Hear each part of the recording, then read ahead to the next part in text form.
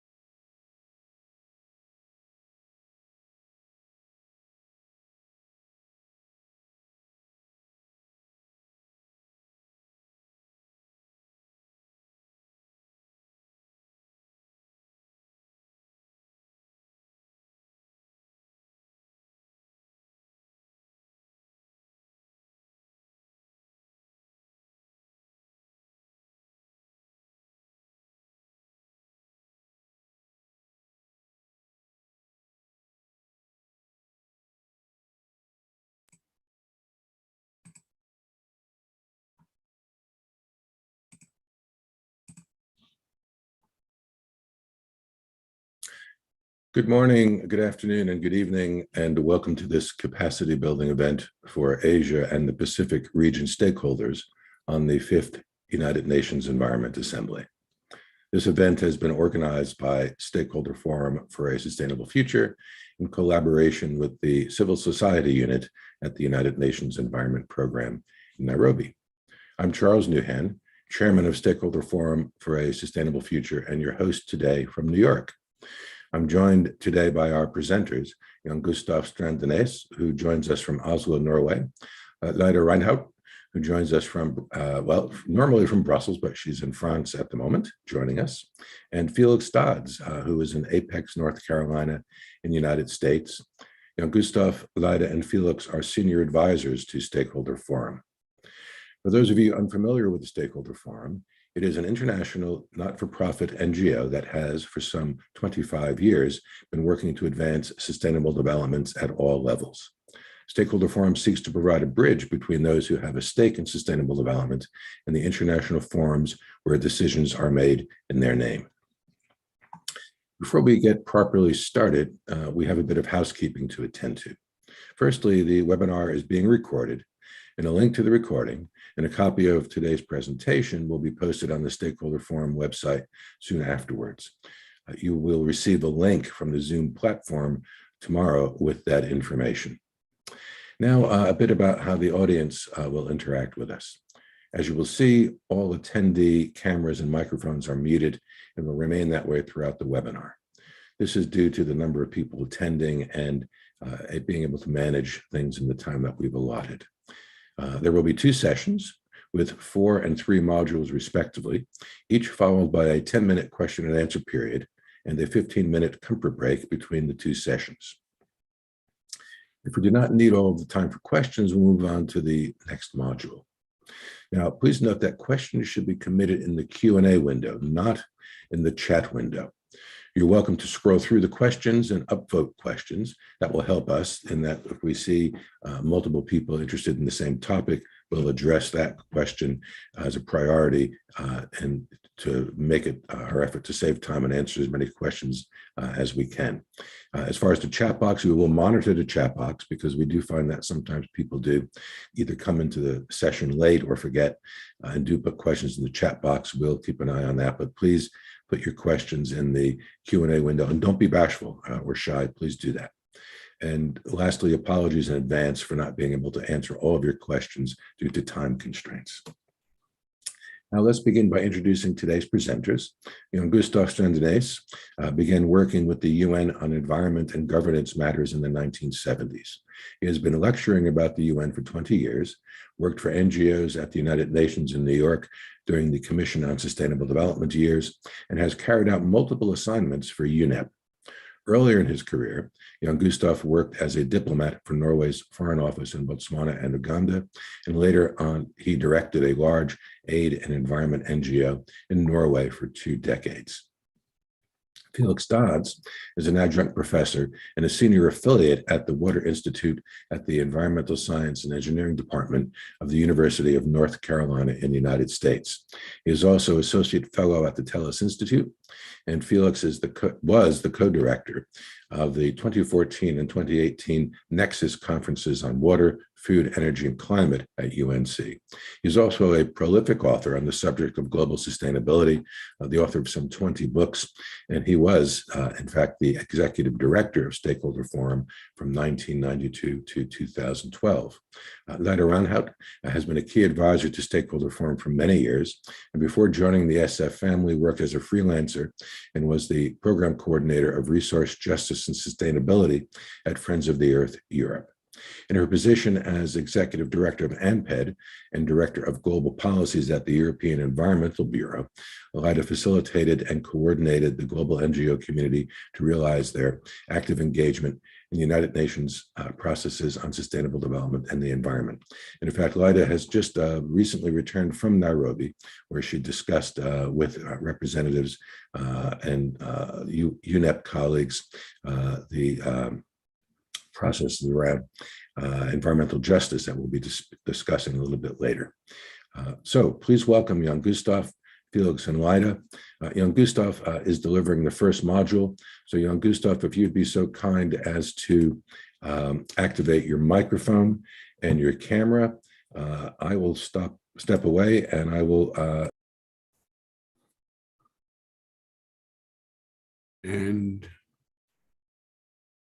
okay, Jan-Gustaf, you have the floor. Thank you very much, Charles. Thank you so much. And as we always say in these webinars, good morning, good afternoon, and good evening. I am, as Charles said, speaking to you from Oslo. It's December in Norway, and outside I have a healthy minus 14 degrees centigrade, which is actually quite okay. We like the cold in the wintertime. This is the basic agenda for today, and the sessions we're dealing with now is understanding the UN Environment Assembly and UNEP itself. We'll go into advice for newcomers and guidance on effective use of virtual platforms and look at the key element, UNEP's medium-term strategy and program of works. The rationale for this is that we think that if you are going to be an active participant in UNEA, understand whatever is happening at UNEA, or understand how to access UNEP, you need to know its structure. If you're going to be a good advocacy person or a lobbyist, equally necessary is to understand how the formalities around UNEA is developing and is used. So, Charles, if I could have the next slide, please. We will start with module 1, which is then the basics of the UN Environment Assembly. UNEP is headquartered, as we may know, all of us, in Kenya, in Nairobi, in an area called Gigiri. And it's led by a senior management team. It works through its divisions and regional liaison offices and outposted elements of UNEP, and has several environmental conventions, secretariat and interagency coordinating body under its umbrella. Could I have the next slide, please?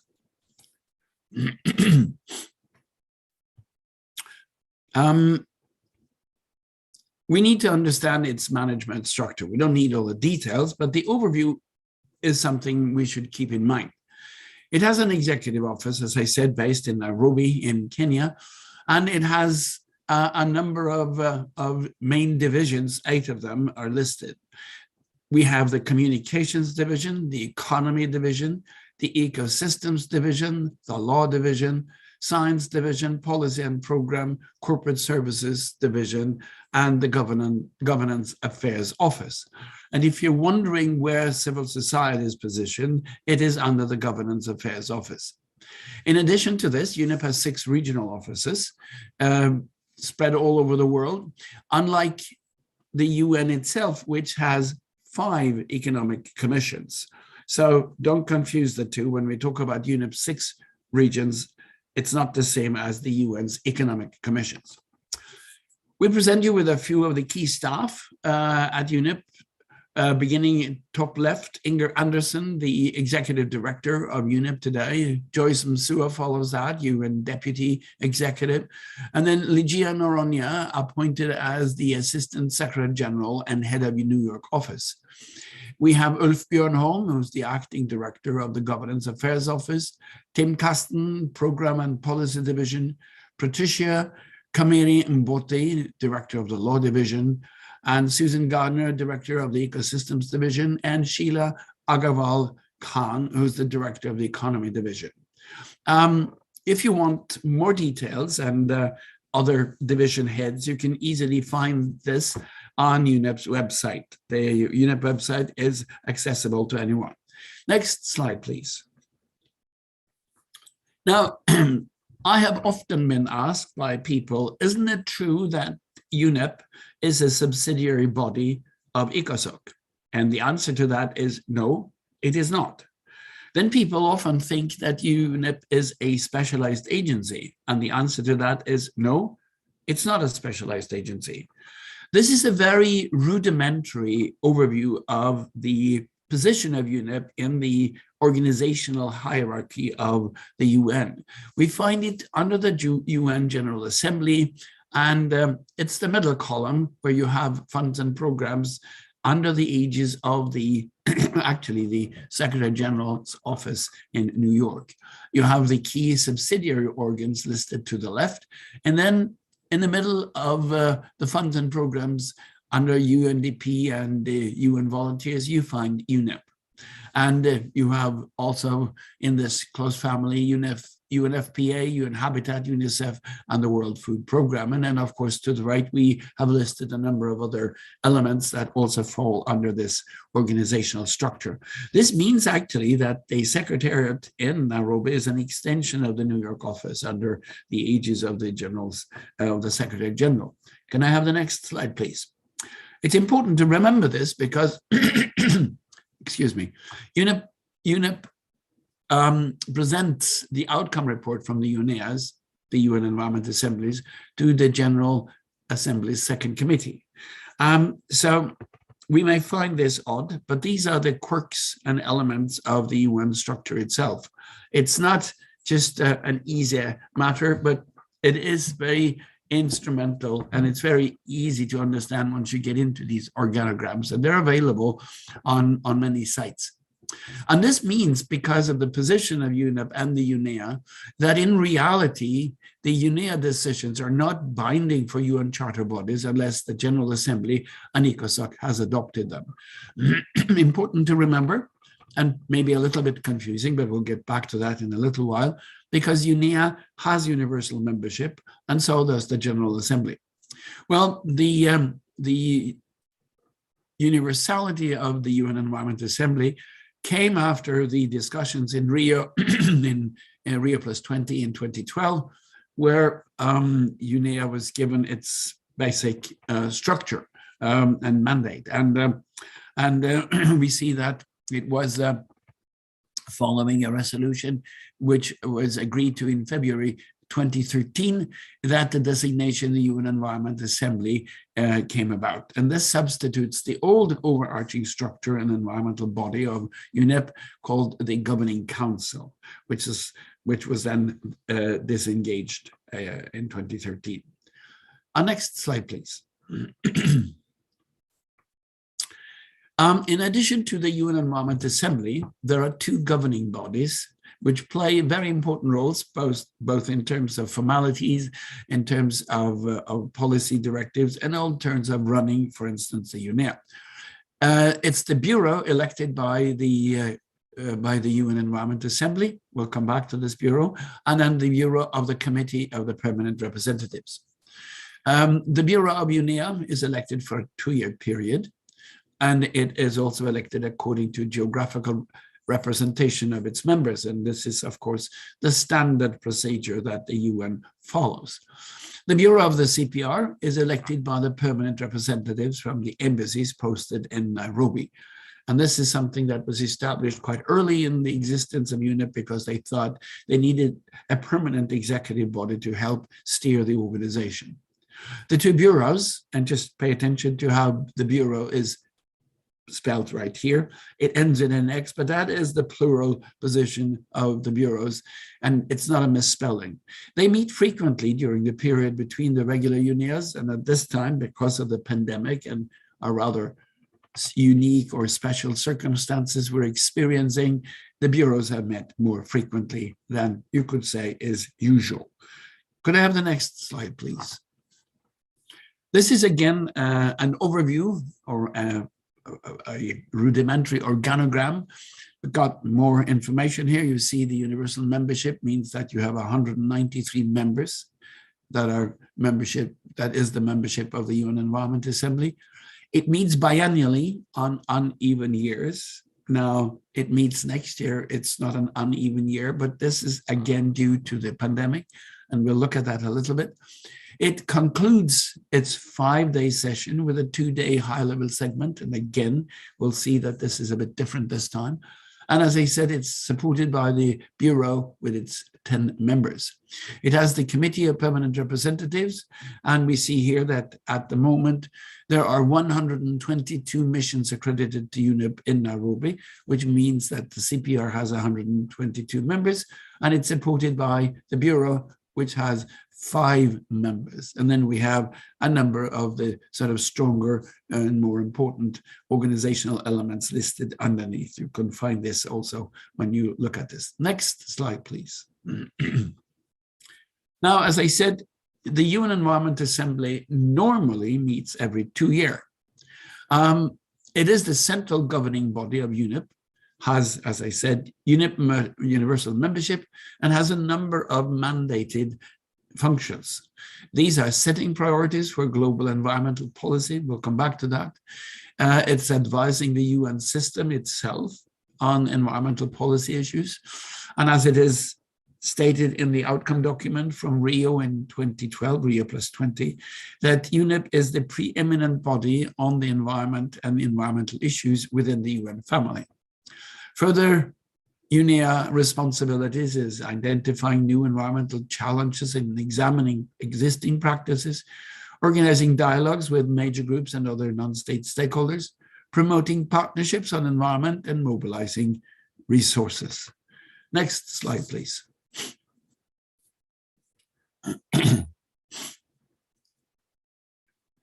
Now, this picture shows one of the major plenary halls in Gigiri in Nairobi, and this is what we want every meeting to look like. Industrious people meticulously reading their documents and engaged in policy decisions. We'll come there. So a few words about the CPR, the permanent subsidiary body of UNEA.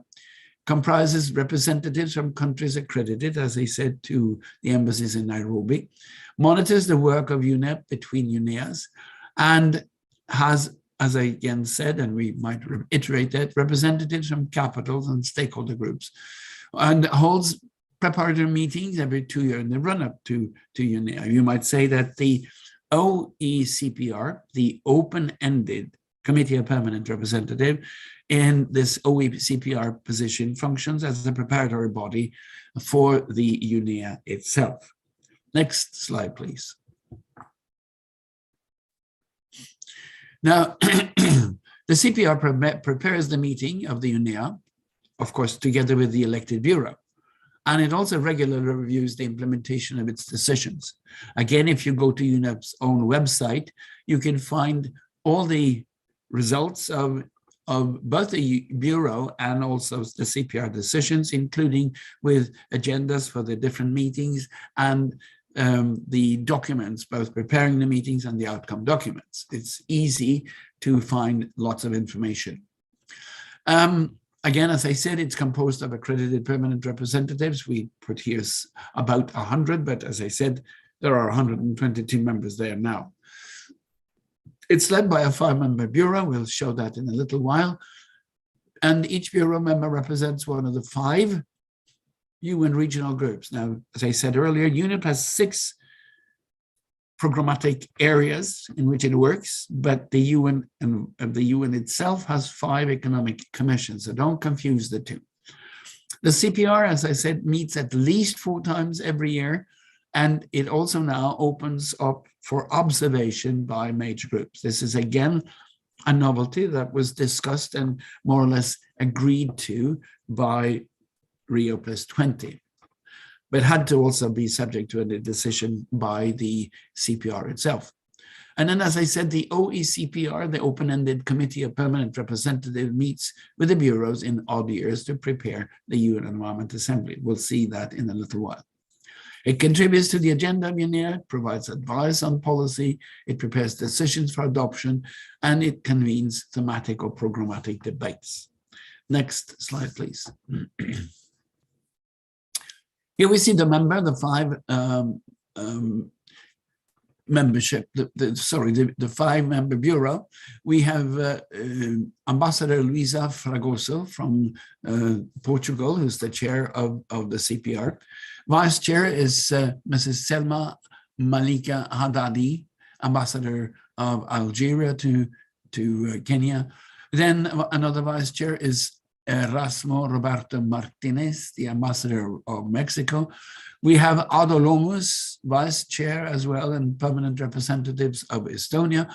And holding a very important position as the rapporteur is the ambassador of Pakistan to Kenya and Mrs. Saklain Saida. Next slide, please. Now, we go to the Bureau itself, which is elected by the UNEA. It has 10 members, and it supports the president in preparing the UNEA, develop draft ministerial declarations, which is now being developed, and also the text is accessible on UNEP's website, and it represents the Bureau at relevant international environmental conference. We see here former Prime Minister of New Zealand, Helen Clark, 2 times Executive Director of UNDP, addressing the General Assembly in New York. Next slide, please. A regular committee meeting. Well, the Bureau shall carry out tasks entrusted to it by the Environment Assembly. The UNEA gives specific tasks to the different bodies, the governance bodies of UNEP. It will, as I said, assist the president conducting the business of the assembly, review credentials, prepare the sessions of the assembly, and provide guidance on the selection of the overarching theme for the assembly. I'll come back to that in a little while, because I think this time around we had an interesting discussion on how to understand the environment in terms of selecting the theme for the assembly itself. Next slide, please. So the Bureau, again, very parallel to what the CPR has. It advises and provides input on the UNEA agenda, even though the agenda, as we will see, follows a very set pattern. It considers and facilitates the negotiation of all the draft resolutions, and we'll come back to that, both in a general introduction by me and more in detail by Felix, who's looking at what's coming up in UNEA 5.2 next year. It recommends the allocation of items to the subsidiary bodies, and we showed some of the subsidiary bodies on an earlier organogram. It provides guidance on relevant meetings and sometimes Formal questions are asked by member states on this, and it ensures coherence and complementarity between the CPR and the Assembly, and of course, among itself. Next slide, please. We show you here the people who are now in the presidency and the Bureau. And we have the president of the UNEA. It's the Norwegian Minister of Environment and Climate, Mr. Espen Barth Eide. He was just appointed actually because Norway had the parliamentary elections in September, and the coalition government was ousted, and a new coalition government came in, and that also meant that they had to change the president of the Bureau. Following Mr. Barth Eide, you have Andrea Meza Murillo, Vice President of the Bureau and Minister of Environment and Energy from Costa Rica. You have Mrs. Bérangère Abba, again Vice President and Secretary of State for the Biodiversity of France. You have Dr. Mohammed bin Daina, Vice President as well and Chief Executive of the Supreme Council for the Environment of Bahrain. You have Mr. Reggie Nelson, Vice President, also an Ambassador Extraordinary and Plenipotentiary of Suriname. Next slide, please, because we have 5 more people. We have Minister of Environment Protection of Serbia, Mrs. Irina Vujovic.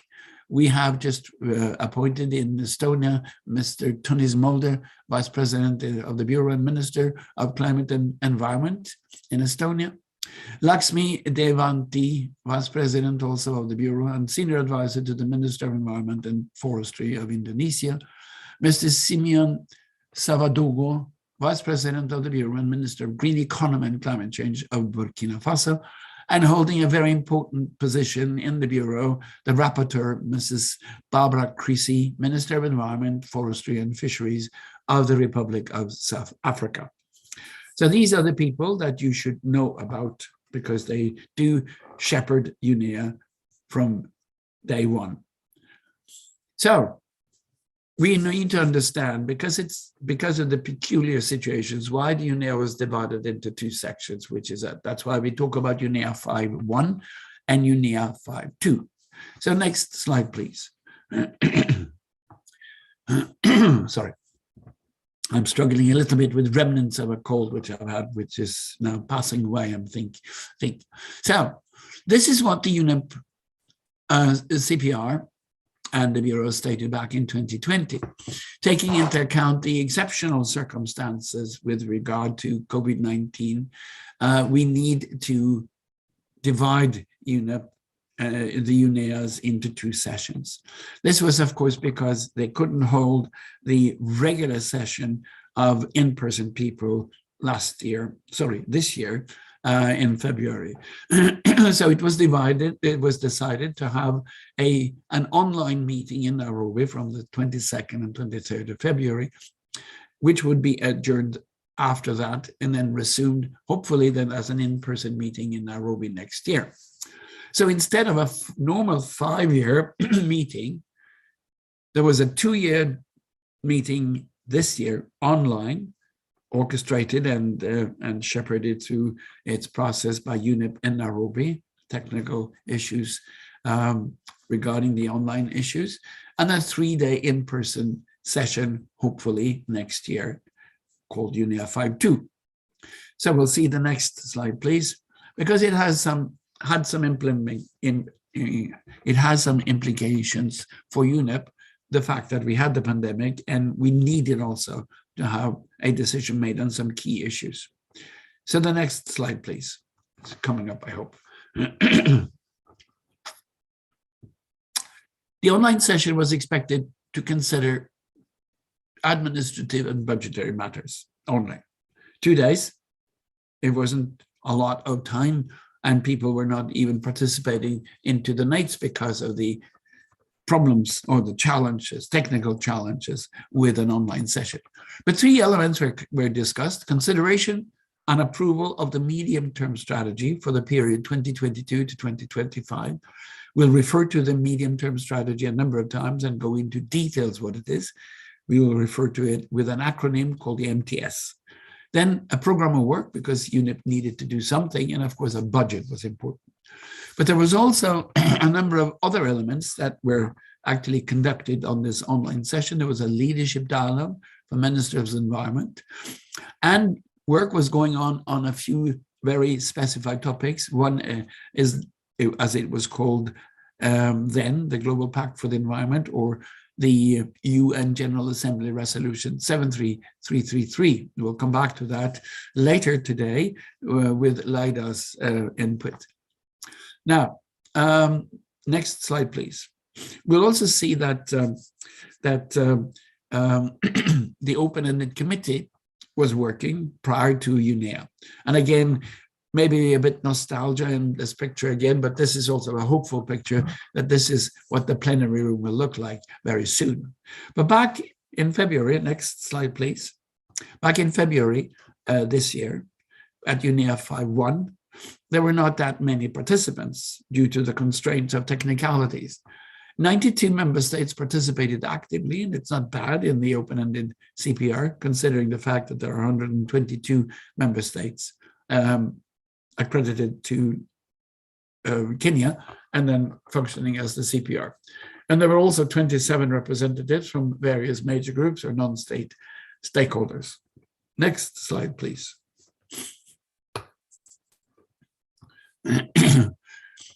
There's always a so-called provisional agenda until it is accepted. And this follows more or less a regular pattern every year. It's tapered to also pick up urgent elements that are on the global environment agenda.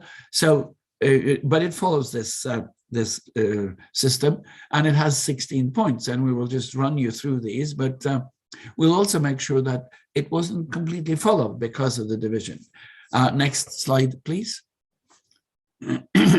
You see there, for instance, agenda point number 11. It talks about the provisional agenda and dates for the 6th session of the Environment Assembly, which of course is a regular agenda point. But as we will see on the next slide, when the UNEA was open online, the Bureau then and the President said, we cannot deal with all the agenda items this time. So he proposed to do items 1, 2, 3, 4, 6, 8, 12, and 15, and then leave the rest for next year. And this was accepted. And we'll see then how important the next meeting is, because one of the key things that was not discussed, you might say, this year in February were all the resolutions, but something was discussed. And next slide, please. Oh, we come into a Q&A. Okay, Charles, that's you. Yeah, well, that's you and me as well. Yeah. Let us come back in, and Leida, if you are able to pop in as well, we'll see if we, now at the moment, we don't have any questions in the Q&A window.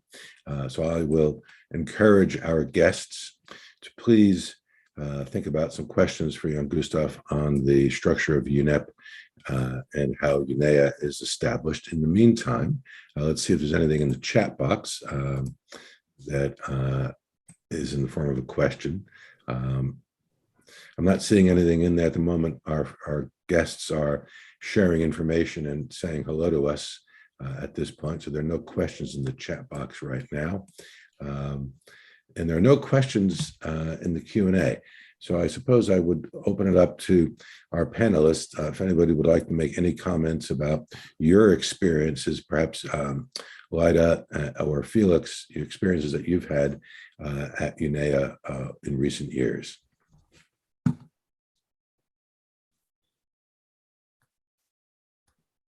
Yeah, I think if I'm allowed to speak, I follow also this process for a long time. I mean, from the Governing Council until it was upgraded to UNEA. But I think what is very important now is that UNEA is much more political. I mean, it's more about policy oriented for national governments.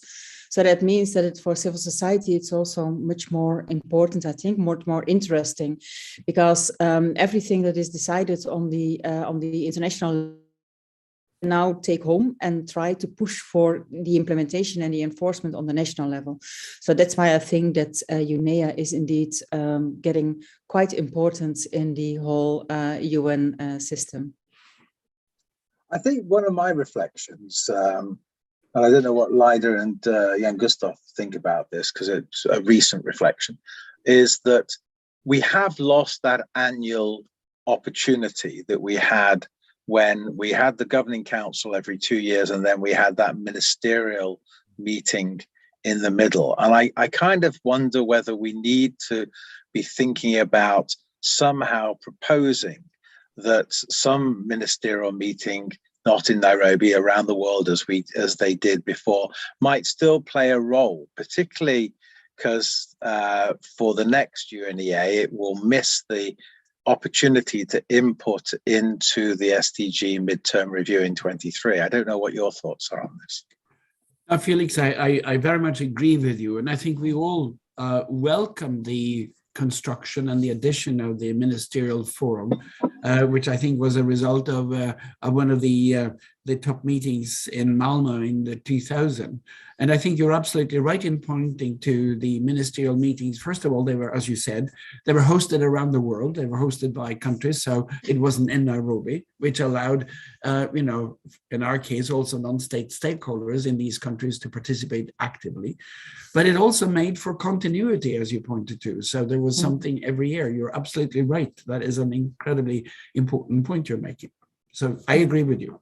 And I have another reflection also, which you can comment on, is that, despite the formalities of these assemblies, I would say that UNEAs are quite open, and it's easy to move around and talk to the delegates. We'll deal with that, Felix, but I think that's a general impression I have. I guess Leida, go on. No, I agree with both of you, and indeed, I think it would be good to have annual meetings. Also, which is mostly, of course, my focus is on bringing it to the national level. So I think you can also have kind of exchange on the implementation, as we did also with the CSD, the Commission of Sustainable Development. 1 year it was policy years, 1 year it was review years. And I think the review years were also quite interesting for the member states to exchange their experiences on how to do the implementation, how it works, etc. And you can make it even more formal in having official reviews of enforcement and implementation of the resolutions and all the other things that are done by UNEP, of course. It should be noted that it was Stakeholder Forum who got the 2-year approach through its lobbying at Joburg, which didn't actually work at the CSD, but I think that was the time that it happened. I think it was just after 9/11 and the focus on sustainability wasn't there. Peace and war was the main subject. But I think now we're in a much different position. And I think that all of us here, including those who are on the workshop, probably should be putting pressure on Jan Gustav to get Norway to offer to host the meeting at the beginning, the ministerial meeting at sometime early 23 in Norway. Maybe in Bergen, for example. I don't know, Jan Gustav. Well, that's a good point. I think the reference is well made, Felix, because we were in Bergen a few years back, and it was a very effective meeting with I think something like 130 ministers of environment came, and of course Norway could not say we cannot afford it. I mean, they need to sort of pay attention to environment when they're just getting so much money from the oil production. So it's a good point. I think we should do that, and then Norway should pay some penance for its carbon footprint. But it's a good point. Thank you all for those interventions. We do have one question. It's in the chat box, though, perhaps by one of our guests who came in a bit late. I'll read it, but I would just like to remind our guests, please put your questions in the Q&A box rather than the chat box. So we have a question from Malik Mino Area. his question is for Jan Gustav. If UNEA policy is not binding at the UN, why are we wasting our time and increasing our carbon footprint to go and meet them? Is it because it is the ministerial level and not on the shoulders of the head of state of each member country like at the UN? Well, I mean, first of all, it is, as I said, rephrase that. The UN Environment Assembly was a compromise, and we got this kind of a hybrid organization after Rio +20. I think that this is a move in the direction of maybe strengthening UNEP, at least I hope that, making it possibly into a specialized agency sometime in the future. But the fact that you have a detailed 5 days discussion and deliberation and negotiations in Nairobi on environmental matters is important, because you have there people who specialize in environmental issues with a strong environmental background. This goes then to New York in the second committee, and it's more or less rubber stamped by the second committee. I mean, they may discuss and add some formalities to what's been decided in UNEA. But bear in mind that the delegations in New York working with the UN General Assembly are by and large delegations that have their marching orders from the ministries of foreign affairs. So there is a division, whereas people in Nairobi and at the UNEA do carry a stronger background in environmental issues and know these elements better, I would say, than the delegates in New York. That actually justifies the fact that we have the discussion in Nairobi with a focus on the environment. And I'm sure both Felix and Lila can speak to that as well. I think that most UN meetings are non-legally binding. The second committee in New York is non-legally binding. Convention meetings are legally binding, but even so, it's only through the national reporting that you work out whether people have done it, and there's not that much of a accountability mechanism. I think there's only been a couple of countries in the UNFCCC who've been taken to task for misrepresenting their carbon reductions. The other thing is, I think that you have to see that there is this commitment of ministers. I think this is where Lida's right, at a high level, that need to be followed up at the national level. We are about to enter a very significant, if possibly the most significant, I would say, UNEA that we've had, because it will set in motion, we hope, an intergovernmental negotiating committee for a new convention on plastics. And that would not have been possible if you didn't meet, if these member states hadn't been meeting over the last 3 years to develop a narrative which they could all agree would be the basis of moving towards that. And there is the beginning, very much the early beginning of potentially down the road something which would be a legally binding agreement on mining. It's early roots, but it is where these things start. And you can't do that unless you meet in person, because you can't build the relationships. You can't do it through Zoom. And these often take, in many cases, too many meetings, but these too many meetings hopefully build the basis by which you build strong foundations which can become legally binding. Thank you, Felix. We do have 2 more questions that just popped in. So I would think let's take a moment. We do have another minute or so. And this is an important question that I know we here have answered at past events. And the question is, are there any budgetary arrangements for delegates of stakeholders and major groups attending next year for UNEA 5.2? Well, yes, there are, but not to anyone. Like in almost any organization, be that private or not non-profit or government, you have key representatives who are entrusted with an assignment. In the context of UNEA and UNEP, we have something called the major groups. We'll come back to that later. And the major groups participate and they formulate and form what is called the Major Group Facilitating Committee. These are 18 people, and they're added to that the regional representatives. And because these people voluntarily work for UNEP on policy issues and continue doing that, I know that UNEP is working to provide funds for these people, these elected people, to come to Nairobi, and these are non-state actors.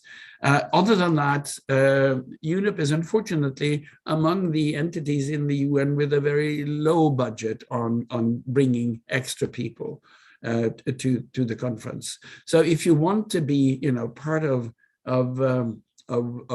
working with these people, you just have to be very actively involved in policy decisions on a year-round basis. Well, I'd like to thank all of you for those interventions, and I think it's probably time for us to move on. We are ready for the next module, and Felix, you're up. So I will share my screen again, and I'll thank Leida and Jan-Gustav. I'll ask you to please sign off, and Felix, you have the floor. Yeah, could you move to the next slide if you could? So we're looking at lobbying in one form or another, and so one of the things that is useful to understand is the groupings that countries operate in and how you might approach them. And so the European Union, until the end of this year, the presidency is Slovenia. And then for the first half, including UNEA 5.2, France will be in the presidency. And if you go to the, I think it's on Wikipedia, but definitely on the EU page, you'll see that the choices of the presidencies are quite extensive and go 5 or 6 years ahead. The Group of 77 this year has been Guyana in New York, and was Guyana during the climate negotiations.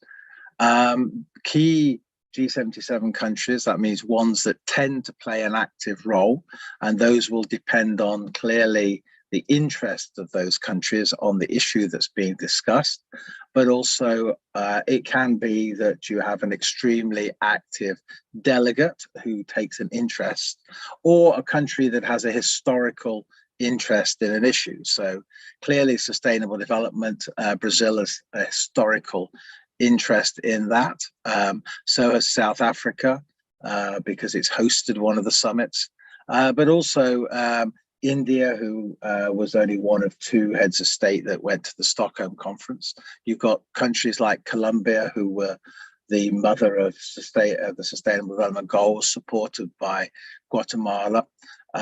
So you have a number of countries that play critical roles, some of them because they are playing a organizational role. And so Jan-Gustav gave you the countries for the Bureau of UNEA and also for the Committee of Permanent Representatives. Those are countries that will play a leading administrative role.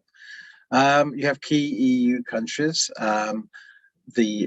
Often it's the Scandinavians, it's Germany, it's France, who play important roles. But then occasionally you'll have ones like Malta, because they're chairing in New York the second committee, or an individual. So the individual who played a very active role in the SDG negotiations has just come back in New York, for example, as the ambassador. So he will want to continue that work.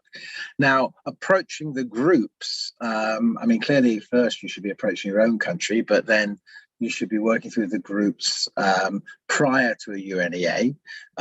When you're in a UNEA, because it's very short, it's 3 days, then it's not a good use of your time to focus on the groups. It's better to find a single decision country, a country that's not in a group, who you can persuade to take up your issue. So Canada, Japan, Mexico, New Zealand, Norway, Switzerland, the United Kingdom now. So this is going to be interesting to see what role they play as we go into UNEA. And then you have groups like OASIS or the African group that will put forward their own statements. If I could have the next slide. So here's the one that was indicating the presidency for the next few years. And if you know far enough in advance, you can start to have the discussions. So one of the significant dates for climate is 2025. And so Denmark will be playing a important role in the COP that year. They played a terrible role in the Copenhagen meeting in 2009. I'm sure they will want to play a much more constructive role. So I think that it's important to know these. If you have a relationship with any of these governments, you can plan perhaps doing some work with them to coincide with that presidency so they can highlight something. And that might be something you use as a funding opportunity to go to them and say, during your presidency, we'd love to have a project with you that can show something that has been achieved. It's a 6-month program. And it works on a formal troika of Commission, Parliament and Council, but also a troika of previous, present and future presidencies, so that issues that come up in one presidency, if they have the right, narrative for the time, can be followed up in other presidencies and don't just become an initiative of that presidency. If you could take the next slide. So Group of 77, they have a number of chapters, and as you can see, it's not Guyana that's in charge this year in Nairobi, it's been Malawi. I'm not aware yet who the next chairs of G77 will be for next year. But if you go to the Group of 77 website, probably just before Christmas, you'll get an idea who those are if they've changed. Sometimes they won't change. They might do a 2-year stint or even longer in certain cases. As I said, we saw Guyana leading for G77 during the climate negotiations. So around other conventions, it often works out of the New York choice. If we have the next slide. And as the previous one said, that the Group 77 was because 77 countries originally joined, and they, I guess, thought it would be a bit annoying and kind of not an easy thing to do to just change the name once more countries joined or moved away. So this is the new chair of OASIS, and his manifesto said that there were 3 priorities that he wanted to see under his chairship to amplify their leadership. And one might say that went backwards at the UNFCCC because of the issues around loss and damage, and also the issues around coal. Transition to implementation, so trying to get more of the small island states working together on implementation, and to strengthen their operations in the different areas they are so that they would have a stronger voice. They were predominantly set up for the climate negotiations.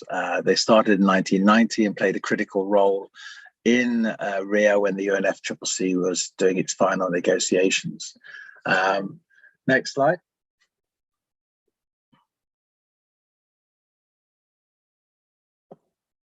So 4 reasons for being active. There may be more, but these are the 4 that I'm aware of. Setting agendas.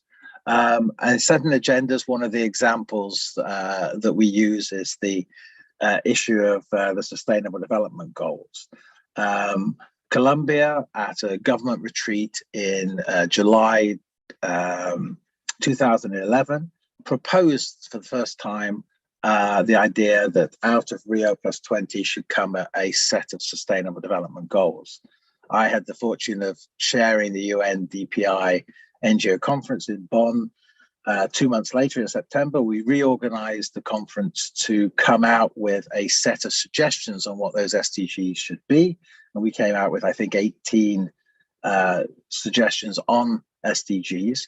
Because that was a UN conference, then the UN Department of Economic and Social Affairs, which was the secretariat for Rio +20, were able to put in their policy briefs the suggestions that the NGOs and other stakeholders had made, so that the governments would have in front of them, in many of the areas that we had identified, suggestions of what those SDGs should be. And as far as my memory is concerned, I don't think anyone else put anything on the table till February or March of 2012. So we played a critical role in the support of the SDGs as a concept, and NGOs campaigned for it as an outcome of Rio +20. And then I think played a critical role in suggesting what those might look like. Negotiating outcomes. NGOs played a really important role, particularly the youth constituency, in pushing for there to be originally a target on antibiotic resistance in the health target, which I think is 3 of the SDGs. And we weren't able to get it into the SDG negotiations because the WHO had brought out a report pointing out up to 100 million people would die due to antibiotic resistance by 2030. But we were in the middle of the Ebola crisis in 2014. So the authors of that report were being reassigned to address that. So we didn't get it into the target, but we did in the final 2 weeks of the negotiations in August of 2015, get it in the wraparound text of the 2030 Agenda for Sustainable Development. It was literally the Friday of the first week at 6 o'clock when a number of us, led by the youth delegates, went in to articulate to member states that they should take up the idea of having this in the text. And so this shows you should never also give up till the end. There's always an opportunity to get things in. On conferring legitimacy, I think both Gustav and Leida mentioned the Commission on Sustainable Development. The stakeholders had come to the conclusion by 2010 that that body had no longer got our support. It couldn't deliver at the level that we wanted it to. It had failed on 2 CSDs with no agreements coming out of them. And so the suggestion that we made was that we looked for a higher level body to be created, and that body became the High Level Political Forum.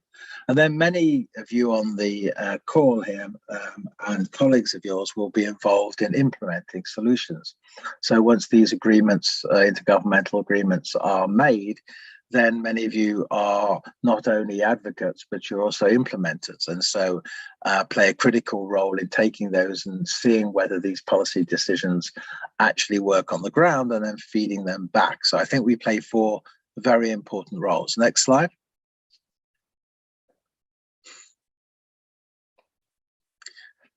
So, and Gustav will go into this a little bit more later. The medium-term strategy that's been agreed by the UNEP 5.1 is, in my viewpoint, the best medium-term strategy that UNEP have produced. And I'm not going to go into the different areas that it goes in to depth, but I'll say that the focus on 3 of chemicals, biodiversity, and climate, I think offer the opportunity to what Jan Gustav talked about of upgrading UNEP by 2030 into an agency, because it's clustering the conventions. We already have a super COP on chemicals, and we're in the process of building a much stronger relationship between the medium term, between the biodiversity conventions. And then if that can happen, that would only leave climate and Montreal to be done, to kind of create 3 different clusters, which could, in a sense, put UNEP at the center as at least administrative leader. So again, Jan Gustav will go over the thematical reports and UNEP at 50 and Stockholm at 50 later. So I won't go into depth on that. Next slide. So always important to know what you can't do as well as what you can do. when the governments are speaking, there used to be their name placard. It used to be up if they wanted to speak, and so it was really easy to see who had put in to speak, so you knew not to go up when they were speaking or wanting to speak. Now it's a coloured button, so you have to be closer to be able to work it out. But clearly don't go up if they're going to speak or if they're speaking, or don't try and speak to a colleague of theirs. Wait till they finished, otherwise you will not be appreciated. Don't sit in a government seat unless you're on the government delegation. Don't interrupt the meeting with loud chattering at the back or by some demonstration. If you're going to do a demonstration, make sure that you've okayed it with UN security, because you would potentially lose your badge and your organization's access, and you might affect a lot of other organizations if you're not doing it properly. Don't target, if you get the chance to speak, a particular government unless it's a review of their voluntary reports, like it is in the high-level political forum. You're meant to speak more generically. Do not wear inappropriate clothes. It seemed to be sensible, but there have been times when that has become an issue. Don't take the country's flag or a representation of the country and do something with it. We had this in the climate negotiations where Oxfam and WWF took the Saudi Arabia name plaque and pushed it down the toilet and then took a video and put it online. That caused, I think, both of those staff to either be reprimanded or left the organization. It caused the chief executives to be called over immediately to talk to the plenary and make an apology. And they not only was the organizations excluded from the rest of that meeting, they could have excluded everybody because of that action. So your action has an impact not just on you, but also on your organization and also on potentially all organizations. If you are presenting on behalf of a major group, then don't use it as an opportunity to promote your own organization. You're there representing the major group, and so it's important to do that. If we can have the next slide.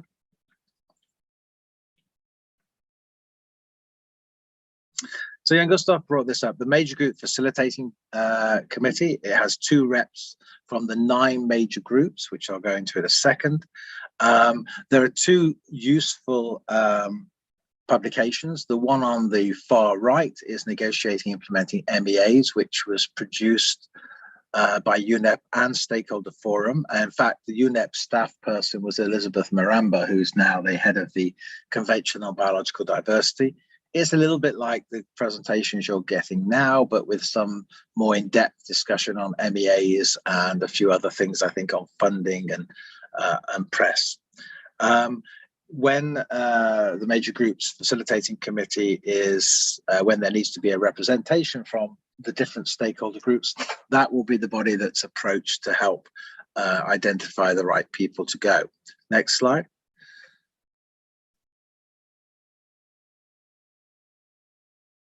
So one of the big successes, though it's perhaps not appreciated at the time or even at times after, of the 1992 Earth Summit was that for the first time they broke down the issue of NGOs in the UN system into 9 sectors.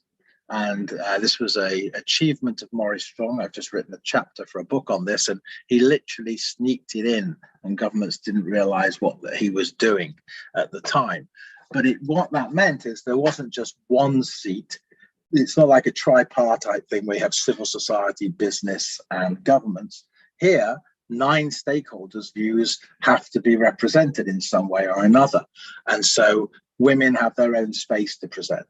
Youth have their own space to present. Indigenous peoples that are actually a peoples, they're not a member of civil society. Trade unions, local governments got their first opportunity to be able to be involved. And then business is reduced from 1 of 3 to 1 of 9. And so that's or 1 of 10. That's a much stronger way of doing that. As we said, in addition to there being 2 representatives from each of these 9, and this is the same format that operates under the UNFCCC and the high-level political forum as well. There are 6 UN regions, and they also have regional representatives that sit on the major group facilitating committee. Next slide. So just to give, because it's always nice to see pictures of people, gives you a little bit more idea. So on the far right, you see Alexander, who is the head of the major groups or stakeholder civil society unit. You have Letitia, who is 2 in from him. And on the far left, you have Isaiah. And they will play an important role, not only in helping to engage stakeholders in the UNEA process and answer questions, but if we move to the next slide, they've also been allocated different regions to be your focal point. So if you are, as we are here, Asia and Pacific, your key person is Alexander himself. And so if you want more information, then he's a good person to go to. We've got a email general address there, and then we've got, of course, the website. You have the next slide. So characteristics of a lobbyist, who would have known that we had characteristics, but it seems we do. You need to enjoy working and dealing with other people, and committed to building relationships. This is not about you just going in front of people and saying this is my issue, you should take it seriously. You need to get to know these people as individuals, because then you build a relationship, which means that they are more likely to take your issues seriously, and where you have that relationship, more likely to advocate for it. So, for example, during the Rio +20 process, Mexico only had 50% instructions from capital. That means for the rest of the 50% of the text, it was up to the Mexican negotiators what they thought they should advocate for. So, I became a very good friend of one of those negotiators, and that ensured that we got some of the things in that we perhaps wouldn't have done without that relationship. Of course, it has to be a professional relationship that you build.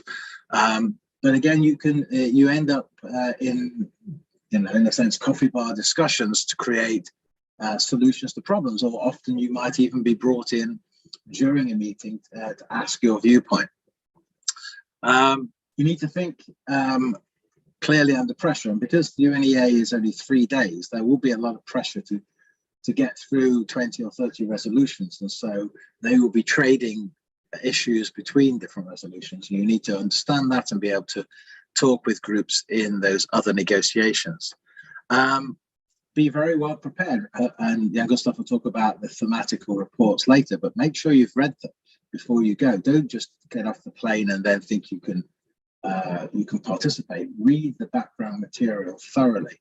And I'll give you a small example. At the UNFCCC meeting, I had a meeting with a very senior NGO who was telling me that it's a real shame that agriculture isn't on the agenda. And I was like, well, it is on the agenda. There have been 5 workshops, and there is some negotiating during this particular negotiations, and they just hadn't done their work and read the background material. Be clear what you want before you go into the negotiation. It can't be just a vague thing. What you want to achieve, what's the lowest level achievement that you want to achieve? That's your red line. Make sure you communicate clearly, and by that, when you're talking to someone about what you want, put forward what you're suggesting, but use that time, look at them straight in the eye, but let them speak the most. Your objective is to find out what they know, not to show that you know a lot. You want to get their reaction. And make sure that you see the issue from the other perspective. And in this case, except during the ministerial bit, you'll be dealing with civil servants. And so those civil servants may be given instructions that they don't like and will have to follow them. So don't make an enemy of that person, because it's not their role. They're not a politician. It's not that political party. They're not a member of that political party. Make sure you're understanding that and work with them, so that if the political party changes in power, you're able to then work with them on a different solution.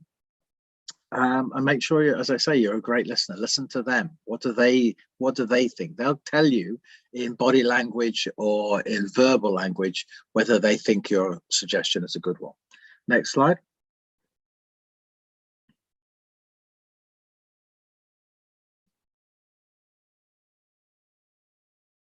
Next slide. Thank you. So something I often do if I'm approaching a particular negotiation is to try and find out which governments fit where. And so whatever you're advocating for, is a government strongly for it, weakly for it, not yet declared, weak against it, strong against. And so your strategy will be different depending on where you are in that particular line. If they're strongly against, you want to move them, if you can, to not declare, to not be active on it. If you can't, then to weakly against, so that they're not actively going out against your viewpoint. The government will probably have addressed the issue in a number of places. Clearly in the capital, they should have had a discussion before they came. In this case, the other venue is Nairobi. Have they already had discussions in Nairobi? What's the position? It will have gone to New York in some way or another. Do you know what the government's position in any of the negotiations in New York on the issue was? If that shows that it's a different position, it may be that the government doesn't have a strong position and isn't sending instructions, in which case you've got a lot to play for. Or it may be that the position in capital is better than the position in Nairobi, in which case you would try and engage in getting the capital to come and make more instructions to the Nairobi discussions. Next slide. So what is your goal? What are you trying to achieve? Why are you going to this meeting in the first place? What are you trying to achieve?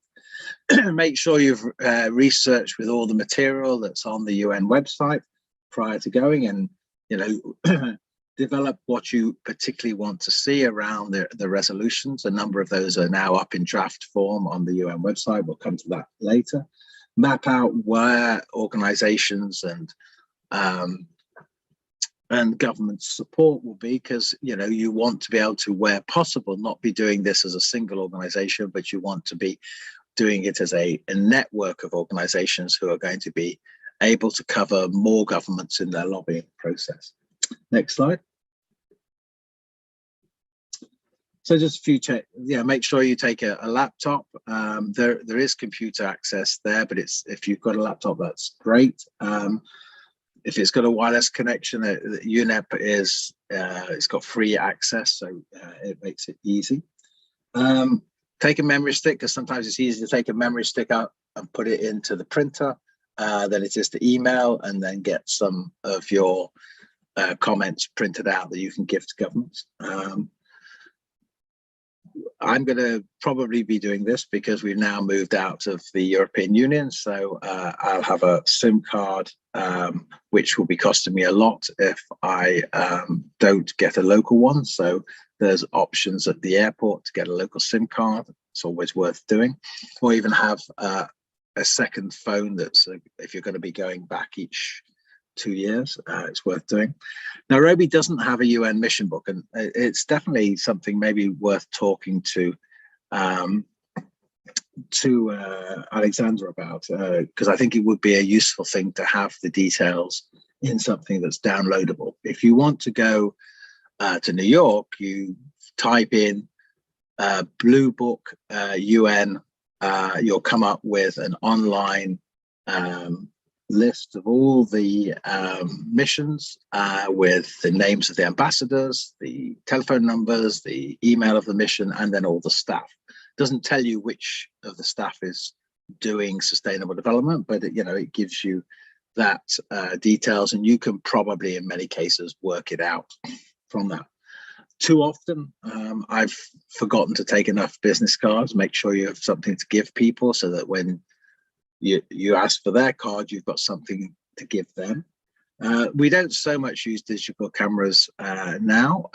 We use the phones, but sometimes it can be, people are less happy about doing a selfie or letting you take a picture of them on their phone. But I have to say, having just done the UNFCCC, I'm kind of re-looking at this because everyone wanted to do selfies. So so maybe it was just the initial issue of the phone having a camera on.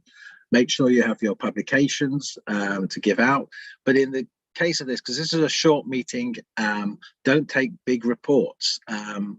Take a 2-pager with you, which has a link to a website where they can read the report, because they're not going to read the report before the meeting, and you need to have something which is relatively simple to give to them, which they can look at and decide whether or not they agree with you. Next slide. So the committee of the whole is what everything has to go through, and the reason why you have a committee of the whole is that government sends delegations with different numbers in. And so for small island states, they don't have enough people to cover 20 or 30 resolutions. And so they still have to have the opportunity to, to object to something. Usually they'll work through groups, but the committee of the whole has changed positions at different points. There'll be working groups set up to deal with the resolutions. And then when you have a problem, there'll be a contact group drawn from the governments that disagree with it and those that agree with it, and they'll try and come to a compromise. That meeting you won't go to unless you're on a government delegation and they're happy for you to attend. But you should know when that's happening, because that's when your issue may be lost or won. Next slide.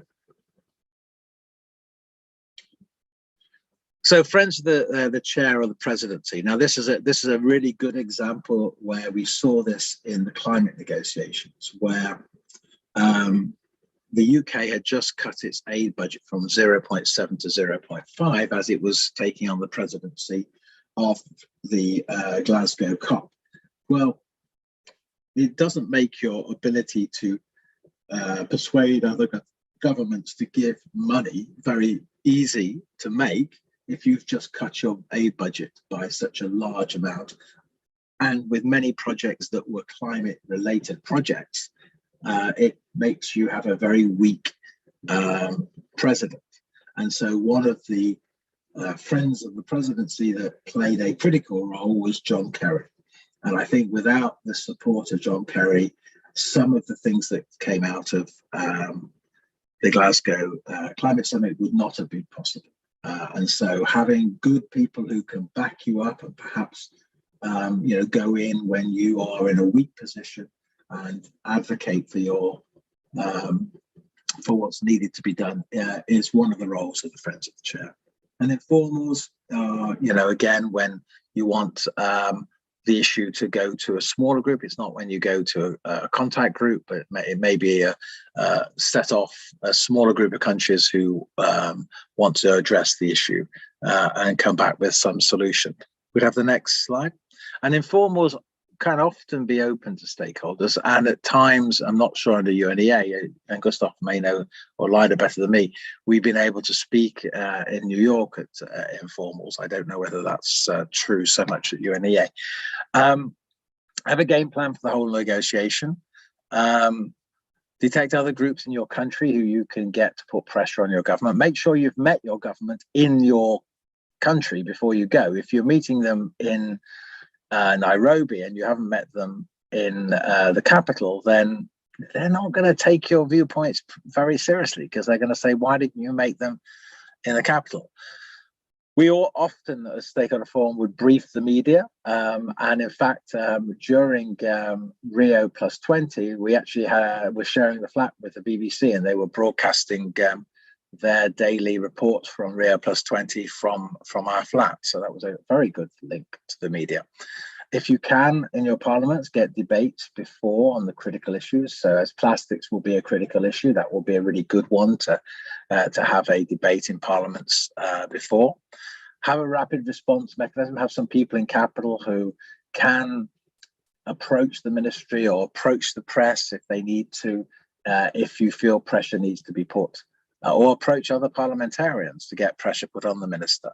If you can get a stakeholder on delegation, then the advantage of that is you start to understand how the government system works, and that can help you in future negotiations.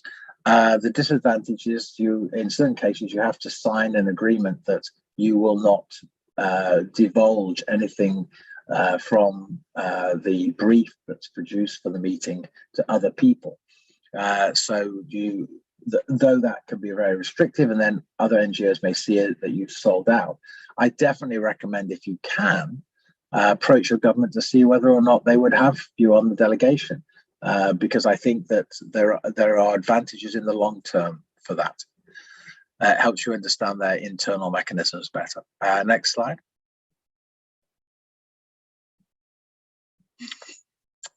So I always think it's great, and I mentioned it earlier about having photographs. So the Earth Negotiations Bulletin, which is produced by the International Institute for Sustainable Development, has a number of lists which you can join that deal with different negotiations. And so they have a list that deals with UN Environment Assembly, and you can go back and read the last 2 or 3 UN Environment Assembly daily briefings that they produce, of which they put pictures and often the names of the people underneath those. And so you can, Stakeholder Forum used to do this for all negotiations. We used to collect a photo booklet, which we would give to our International Advisory Board, allow them to be able to then walk into a room and they knew immediately who the South African negotiator was. And so they can go straight up to them and ask to meet them by name. And so that's very worth doing. If you're in a coalition, and as a good example of this is the Plastics Coalition that's working already very effectively since over the last 2 or 3 years. It has a daily newsletter during the negotiations. It also has enough people to be able to assign a lead person to deal with G77, a lead person to deal with the EU. If it is, the great thing next year, if it's France, is to have a French NGO or French African speaking NGO as your link. Important to have a link to the US government and other key single decision countries, as well as key bureau members that represent your region. I often, when I was running the NGO coalition negotiations, we would have floor managers. During the SDG negotiations, we had maybe 200 people sitting in the gallery, all taking exactly the same notes. I mean, what a waste of time. Have one person in there who is the floor manager, who people can go in and say who has spoken about what, so that you get that information, and then take the governments out for a coffee, because that's what you're there for. If you're a lobbyist, you're there to try and influence them. You shouldn't be sitting in the room listening to the debate. You should have someone taking notes on behalf of the coalition. Using coffee bars as the place to make your pitches for your ideas, but also for persuading the governments to do it, and buying them a coffee is not a bad way of, at least for the first time, meeting them and getting to know them. There will be a number of informal kind of receptions, I think at the beginning and the end of UNEA, but also a number in certain embassies. Potentially the French will have one, I think, because they're the presidency. There may be a couple of others that are doing it. Maybe Sweden will do it because of Stockholm plus 50. But again, it's an opportunity to meet people informally, just have a chat, get them to know you, and you don't have to push the issue so much there, but you can bring it up in discussion in informal places. When I was running Stakeholder Forum for 20 years, I told my staff, if you're spending more than 20% of your time talking to other stakeholders, you're not doing what I pay you to do. And so get out there and meet the governments. Next slide. So there's a summary. Know what your goals are before going to the meeting. Know how the issue in your country is being developed. So sometimes it will be just by a ministry. Sometimes it'll be by an inter-ministerial task force. Know to work at what level. So work at the national level. Then if it's like the EU, work through the EU process, so they will have a national decision-making process, then they'll go into coordination for the EU. It's the same for G77. Know when to make your points, know what tools are at your disposal, who else will support you, whether you can use Parliament to raise issues, whether you can get the issue up in the media, know when to make a position, so at which points in the discussion, can you influence a country which is in a group? So the Africa group, the Asia group will have potential positions that they will be taking. Is there an opportunity to to have a meeting with maybe the chair of that group to put your position? Know who the government officials are in your country, particularly, or in other countries that you want to have a relationship with. As I said, the Earth Negotiations Bulletin will give you at least some photographs of those, and maybe become friends with some of them on LinkedIn before UNEA. Know the UN officials. So again, Jan Gustav's gone through some of those. There's some staff that will be supporting different resolutions, and so it's good once you know which resolution you're following, to find out who the staff within UNEA who might be, in a sense, helping the Bureau write the draft resolution, the revised drafts of the resolutions. Then it's useful to know those people, know who's going to be with you, but also know who's going to be against you, and how you can try and minimize the possibility that that's going to destabilize something you're trying to do. Know your limits, and UNEA isn't a problem because it's so small, but Lyda and Jan Gustav and I have been in 2-week meetings, and you have to pace yourself in those, particularly if they go into the early mornings, and it's very important to have the ability to rotate staff. Thank you. I think that's it, isn't it, Charles? Yeah. Felix, thank you very much. Before we go to the Q&A period, we're going to have our first poll, which we will ask our attendees to take part in. I'll let the poll run for about a minute, and we'd appreciate if everyone would take a moment and answer the question about how you are thinking of engaging with UNEA 5.2. And I'll share the results as soon as the minute is up.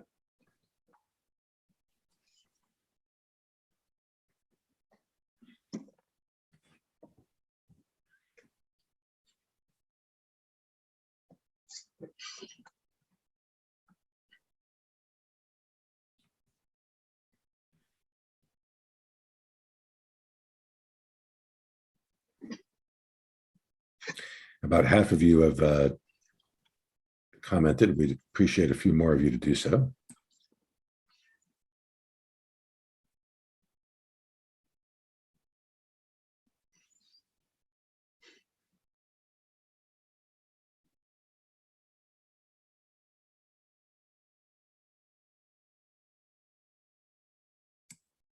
Okay, it's been a minute. I will now share it with everyone. And as you can see, the majority of our attendees want to learn more about how intergovernmental negotiations work, but we have quite a variety there. I'll just leave that up for another moment, and we will then move on to Q&A. So thank you very much for taking part. I'll now give the floor back to Felix, and if Jan Gustav and Lyda would like to come in as well. Let's see if we have any questions in the Q&A box. There are no questions at the moment. I do want to encourage our attendees to ask questions, so please don't shy away from doing that.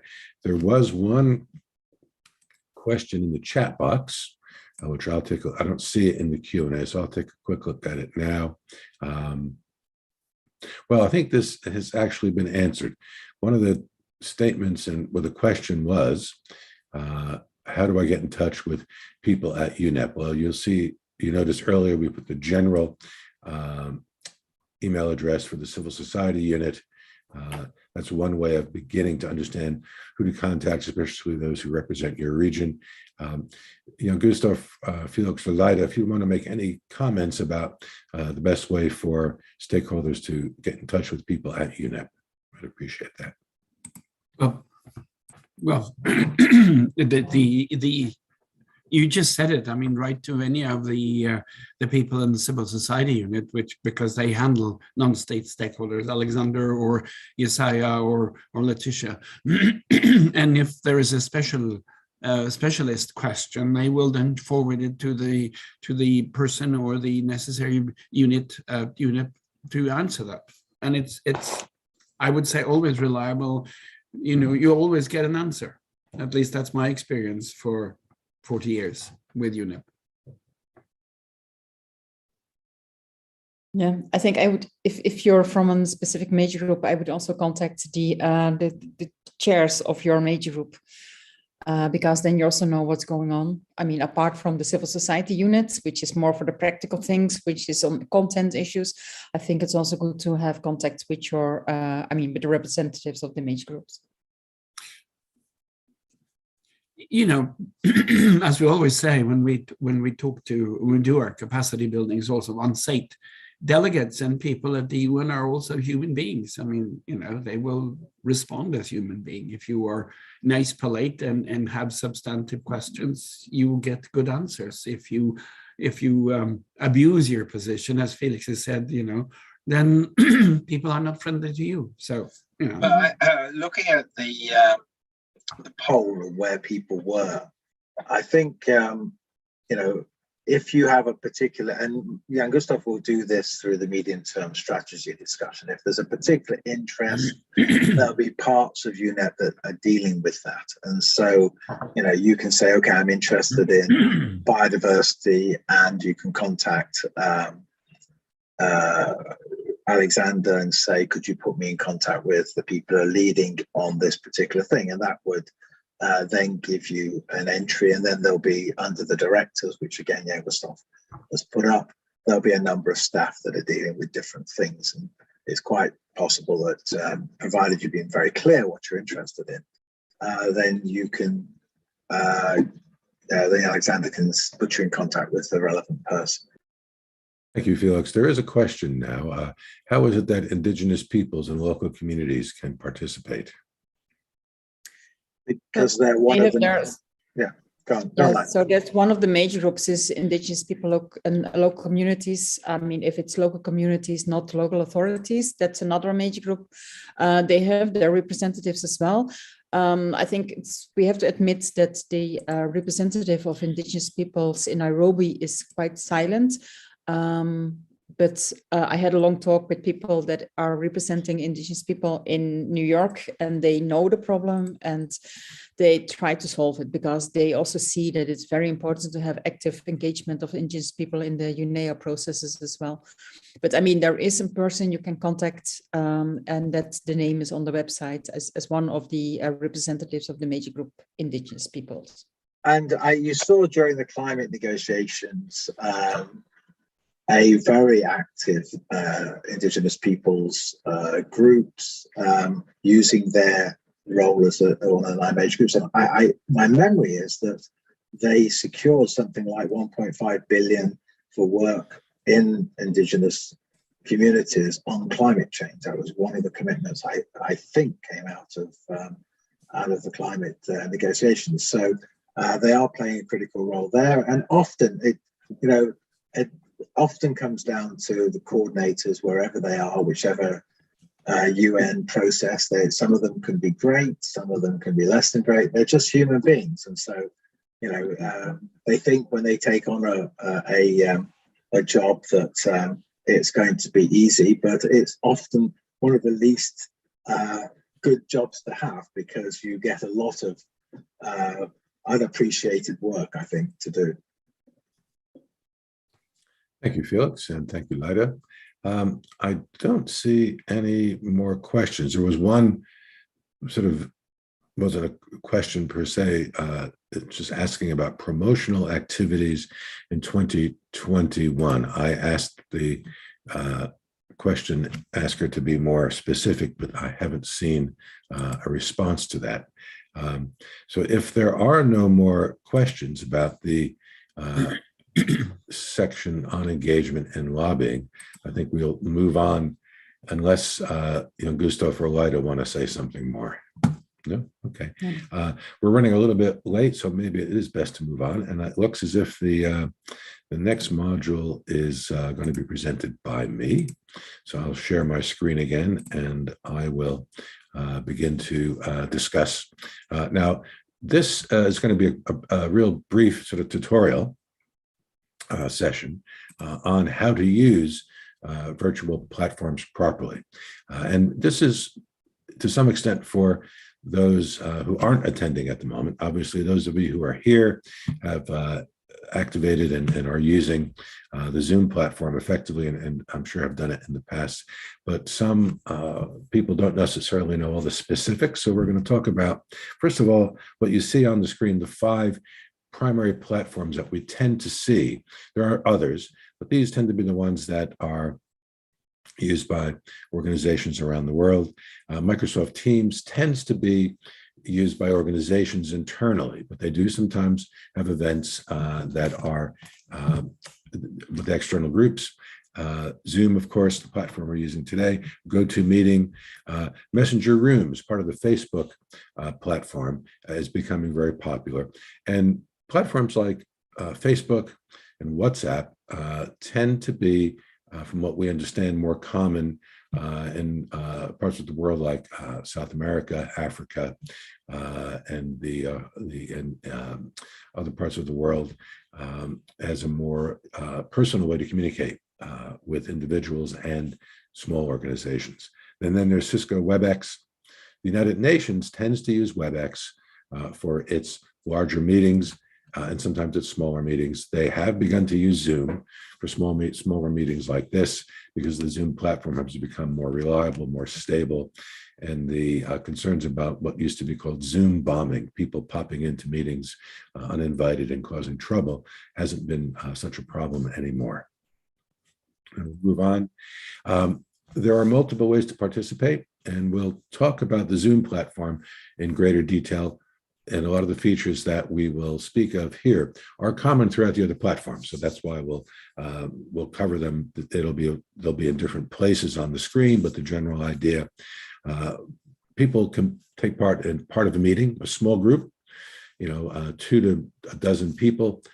They tend to have, in this case, full interaction. Microphones are active, cameras are active, and it is much like being around a table, but it is the virtual equivalent of the round table where everyone can participate. It's good that meetings like that have a chair so that the issues that are raised by different members, typically by raising the hand under one of the options in the platform, so that it can be a reasonable and functional meeting rather than everybody just jumping in. In a webinar, as we are today, we have panelists who are invited in at the beginning, microphones active. They have the ability to activate their microphones and cameras on and off and take part in full in the meeting. Now, as a participant, as those of you who are joining us today, typically when it's a larger meeting like this, and there isn't really time to bring everybody in, the participants just observe and interact with the chat box or the question and answer box. There is the option to invite participants in by either activating their microphone or their camera. The hosts and co-hosts have the ability to do that. And in smaller webinar type meetings, especially those where that might have imminent individuals taking part, where it would be very beneficial to hear their position on something or have them respond to a question that comes up that's very specific to their expertise, they can be invited in and then out again and others invited in. Now, the other thing to know about, and that's an important factor for today, these meetings are often oversubscribed, and when they are, the option, as we've done today, is to have a live stream onto the Stakeholder Forum YouTube channel. If an event is oversubscribed, the people who join up after the subscription is full will get a message to divert them to the YouTube page where they can then watch it. And as you see up in the corner on the right-hand side of this image, and what you would see if you go and then watch this, or others see this when we share it globally, this particular recording, the speaker is in the far corner on the right. And that's why, as you see us going through the presentations and the slides, there's a little space up in the right-hand corner. We learned very quickly that if you don't leave space in the corner when you're live streaming, important information is going to be blocked out by the image of the speaker. Now, these are just some practical points that we'll go over, and this will just be, again, for being prepared to quickly and actively engage in a webinar or a meeting. When you register, you'll get an email. This is the top of an email that I received recently from the UN DESA, one of the meetings that they had organized. And then the important information, part of the same email, but a little bit further down, is how to join. Now, a key point here, and as you'll see approximately in the middle on the left-hand side, is the option to add the meeting to your calendar. It's something that we recommend, something that you shouldn't miss, because if you don't add it to your Outlook, Apple, or Google or other calendar, you'll forget it. And you may not be, if you don't have it in there, you'll then be searching for the email and you might be late for a meeting or miss it altogether. So we certainly urge you to do that. And what happens is by just clicking it and adding it to your calendar, everything is there, including the link and other important information. And another thing to look at the very bottom of the screen, just above where we have the UNEA logo, international numbers. Many of us aren't able to join by video or computer or laptop, just by mobile phone, and sometimes just audio.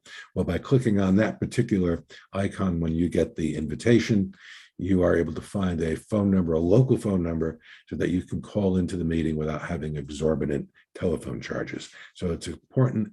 The most important thing is remember to add the event to your calendar. Now here, a few final practical matters. As you are today, you'll notice at the bottom of your screen, the microphone and the camera have been left muted or off. The important thing about this is to know that when you're getting ready to take part in a meeting, especially one where you can participate, you want to make sure that you have the correct technology activated on your device. So in this particular example, this is from my desktop computer. As you can see, I have more than one microphone, but the one that's checked is the one that you're hearing me on now. There are also sometimes different options for the camera, and you'll see in the next slide, or next image, it's important to make sure that before the meeting starts that you test to make sure that you have the correct camera and the correct microphone chosen, especially if you're going to be a panelist or if you're hoping to be invited in to speak at a meeting. You want to be prepared to do so that you're able to present your point of view, but also not to delay important processes of the meeting. Lastly, getting to know the other options. Now, I'll very quickly go through, as you've been doing today, but others might not be familiar with, especially those who will see this video later on.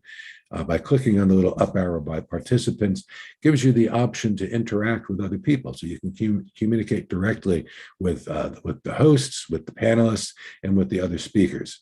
And you can share information directly just by choosing a private chat with them. The Q&A box, as we discussed earlier, very important to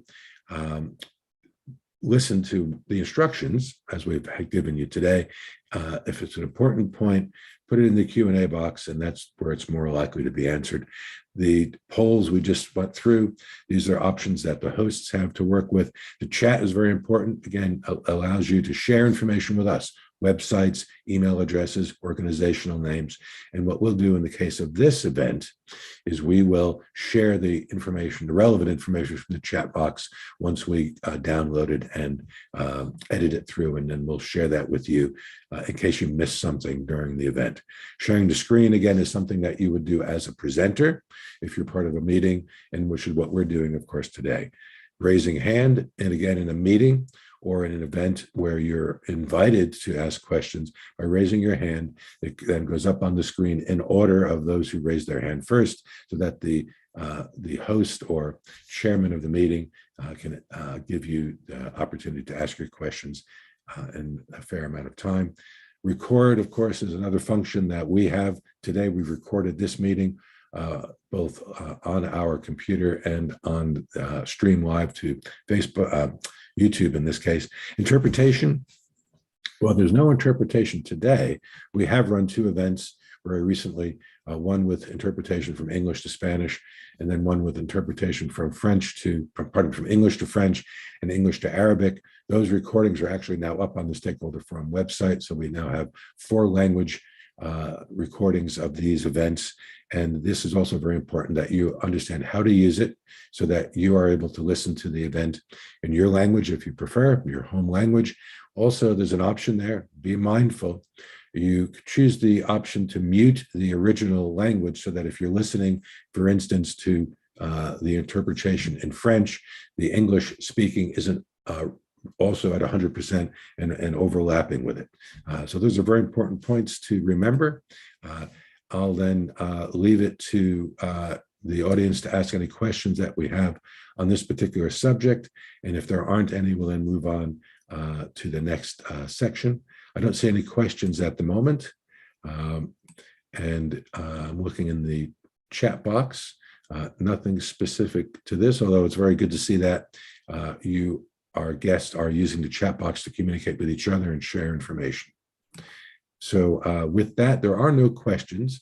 And since we're running a little bit late, I think what I'd like to do is move on to the next section, which is going to be presented by Jan Gustav. I will share the screen again.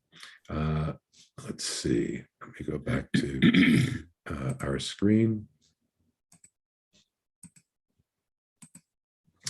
Jan Gustav, you have the floor. Thank you again, Charles. Thank you very much. Sorry. We're going into a couple of decisions made at UNEA 5.1 in February this year. And that will also affect what we're going to do or what the delegates are going to do, and including non-state stakeholders at UNEA 5.2. Next slide, please.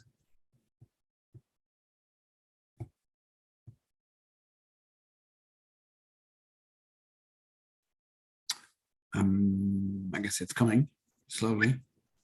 There we are. So there are 3 issues. There are 3 major issues that will be dealt with, and that comes out of a decision made in UNEA 5.1.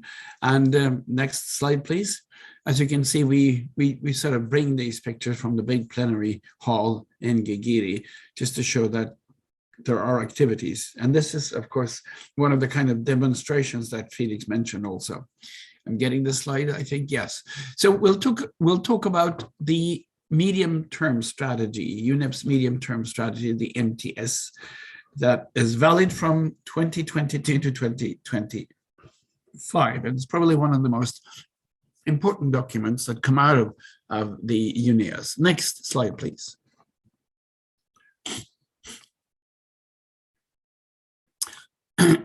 The MTS, the medium-term strategy, this time will address a number of issues, and we will tell you a little bit about how this was made, because it's nothing that just comes up a week before the UN Environment Assembly. It's a meticulous process where UNEP is employing experts and input from different walks of life. They also invite non-state stakeholders to come up with ideas, and I must unfortunately say that the major groups and non-state stakeholders have been very, very relaxed, if I may use a kind word, in providing input to the MTS. There's always a complaint coming from major groups and non-state stakeholders that we're not listened to. The previous medium-term strategy, UNEP did call for information and input on the possible themes to be discussed, and got absolute no response from the accredited NGOs and major groups then. And this time, I think the number of NGOs and major groups and non-state stakeholders that responded to the first call for input into the MTS was less than 10. And I think this is a bit embarrassing. Maybe we're not aware of the opportunities. But anyway, UNEP has, or the UNEA, agreed to three interconnected crises: climate change, biodiversity loss, and pollution. And as we say here, the MTS, the medium-term strategy, is UNEP's vision for reversing that trajectory that is implicit in these crises. And there are a few other issues as well that are integrated into the MTS. It's delivering the promises of the 2030 Agenda, outlining how UNEP will strengthen the environmental dimension, because that's UNEP's responsibility, and also supporting countries to deliver on their environmental commitments under international agreements. Next slide, please. So the MTS is, of course, one of the key documents, as I said, and when the Secretariat with the bureaus go into developing this, they look at previous workloads, and they have already, of course, a number of sub-program and strategic focus areas that they're working on, and they can't just give it up like that. There is a continuity that UNEP also is responsible for. So one of these tools they use is this kind of a grid system, and see, well, where do we come up with the highest correlation? Where do we need to strengthen our work elsewhere? So this is just an example of one of the many tools that is employed to develop the medium-term strategy. Next slide, please. And the process goes on quite a while, and Charles, you can just give me the arrows as they come in here. We do context analysis, of course. What is the area of environmental challenges? Then the overall strategic focus and the visions aligned to the SDGs. Then they do outcome maps, and they develop a business strategy. They look at the past program of work, they look at the next program of work, and then put this into the context of the MTS. And then, of course, based on all this, they develop project portfolios that are valid in this period, 2022-2025. And this is why financial resources are important, because the amount of money available will also, to a large degree, decide on the outcome and the success of the outcome of the MTS. Next slide, please. I will recommend that everybody who's interested in the program of works and what UNEP is dealing with, to download the MTS. It's a document which contains lots of information in addition to the challenges identified. It's approximately 150 pages long, but worth reading. So as we say here, there are 9 strategic approaches, and now UNEP also has to take into consideration the overall strategic issues that the UN General Assembly has decided on. And one is, of course, the Sustainable Development Goals and the Decade of Action. So of the 9 strategic approaches, the integrated and balanced implementation of the 2030 Agenda is important. Gender responsive program deliveries, of course. And then partners and deliveries, aligning to UNEP's core mandates, delivery on multiple SDG goals, demonstration of new and innovative concepts, demonstration of value for money, of course. You have to have what they call a clear line of sight for its delivery on Agenda 2030. Full use of the UN development system, which is a vast system that is willing to spring into action when challenged or asked to do so. Collective action on environmental sustainability, resilience and environmental risk across all aspects of the UN Charter, including peace and security. UNEP is also dealing with this, and we'll see that if you go back to the last UNEA, there were resolutions taken on the environmental consequences of armed conflicts. South triangular cooperation to be strengthened. Leave no one behind, which has been given us as a moral imperative by the SDGs and the 2030 Agenda. And of course, because of the risks now associated with and created and caused by extreme weather, The Sendai framework for disaster risk reduction is also important to put into these 9 strategic approaches. So next slide, please. When we go into the MTS, and we'll see how all these elements play out. So as I said, 3 planetary crises, and then how to deal with that. And of course, the first one, climate stability, will take cognizance of the outcome of the recent COP at Glasgow. Then living in harmony with nature, which is very, very important, responding to the biodiversity loss, and a pollution-free planet where pollution is prevented and controlled, a third element which is important in the MTS. So next slide, please.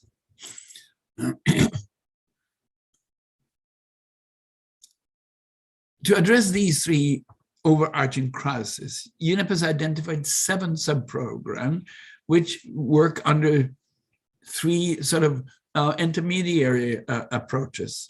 They have 3 interconnected areas of action, as we've now repeated a number of times, on climate action, nature action, and chemicals and pollution. And then 2 foundational sub-programs, which has been with UNEP since its establishment back in 1972 at the Stockholm conference, as Felix mentioned. And these are science policy issues and environmental governance, very, very important elements. And then this is facilitated by 2 enabling sub-programs, finance and economic transformation enabling sub-program, and the digital transformations. Next slide, please. You might find it maybe surprising that UNEP is dealing with finance and economy, but you will quickly understand that this is extremely important. And UNEP has a green banking initiative and green finance initiative that I would recommend anyone interested in these elements to look into. Again, available under these headings at UNEP's website. So UNEP then will employ a 3-pronged delivery approach throughout all of its 7 sub-programs, which we mentioned earlier. Cutting-edge scientific advance and data collection and display, extremely important, and UNEP is really upholding the position of science. Then working with relevant partners from, excuse me, from all elements of non-state stakeholders up to through science and local authorities and indigenous peoples and NGOs and business and industry through authorities. And then also working across regions, countries, and subnational levels. And this is also done to strengthen effective environmental governance and the rule of law. The rule of law, next slide, please. The environmental governance and the rule of law is always sort of interspersed in all the issues that UNEP deals with. And then they've agreed to 5 approaches to deliver this. So as you understand, the whole MTS is built upon a very intricate element, intricate system of thoughts and ideas and analysis. And these 5 approaches is transition to clean energy, resource efficiency, and circularity in the use of energy materials, and greenhouse gas. This is addressing the climate issue. Then champion cleaner production with efficient and circular processes to deliver goods and services with reduced environmental degradation and detoxify land, cities, and oceans and rivers and the air. And if you look at some of the resolutions that are now up for discussions and which Felix will deal with the plastics issue, of course, they're integrated here. And another one, when you talk about production and consumption, this is a mandate which was given to UNEP by the Rio +20 conference back in 2012, and which UNEP has to deal with. And then enhanced support for ecosystem-based policies and restorative and regenerative practices. And if you look at this, it fits into what UNEP has initiated with FAO, which is the decade of restoring ecosystems. So this decade, 2020 to 2030, is important on that context as well.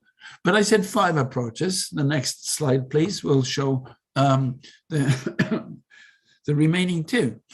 So increased advocacy and information sharing on behavioral and educational tools and curricula. We may think of the UN system as dealing with education and science areas, UNESCO, But UNEP has a very strong interest in an important task to also make sure that environmental issues are introduced into the whole world of education. And then the fifth one here is promoting alignment of private finance. I mean, how do you find resources to both implement this as well as push the private sector into understanding the necessity of really coming green? Next slide, please. And as I said, environmental governance and environmental law, extremely important. And we see that UNEP also collaborates with multilateral environmental agreements. And this is central to all actions across UNEP sub-programs.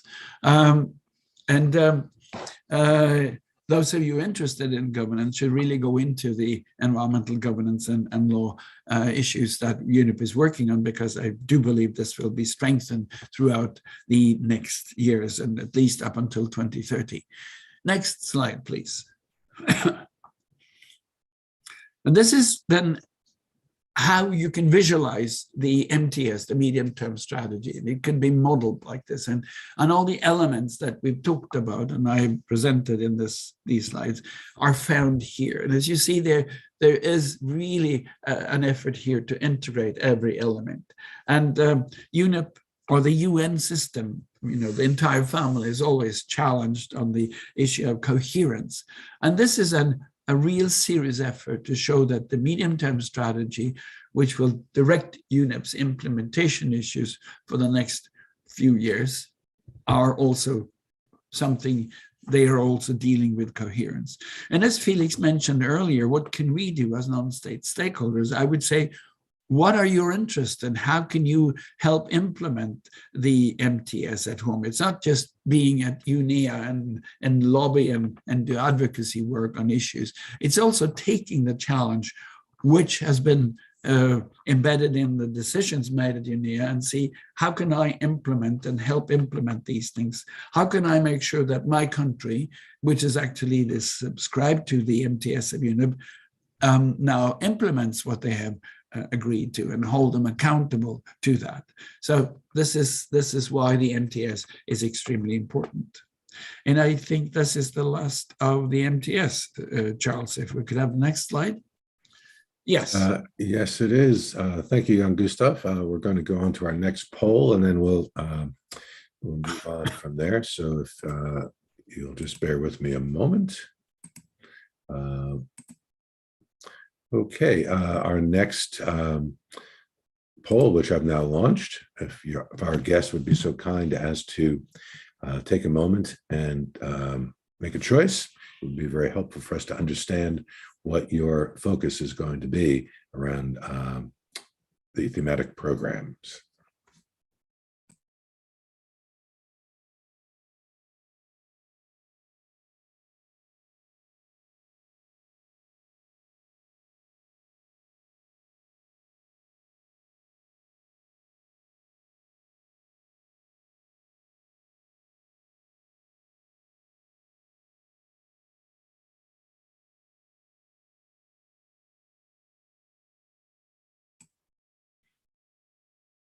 About half of you have taken part. If more of you can do so, that would be much appreciated.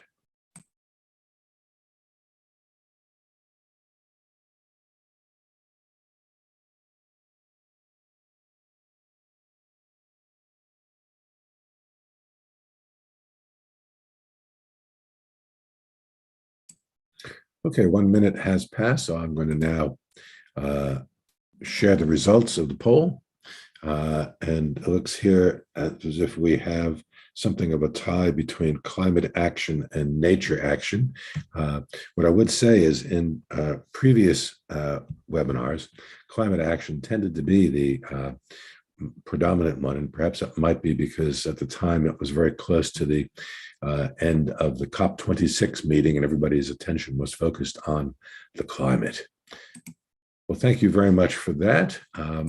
I think it's now time for us to move on to questions for Jan Gustav, and then we'll follow by a short rest break.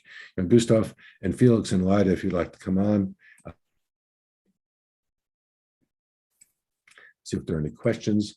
There isn't a question specific to this section at the moment. I'll take a look at the chat box to see if there's anything in there. In the meantime, if anybody would like to make any comments on the medium-term strategy, Lyda or Felix, you're very welcome to. I think that it's the best that I've seen UNEP produce. I think it's a very integrated approach.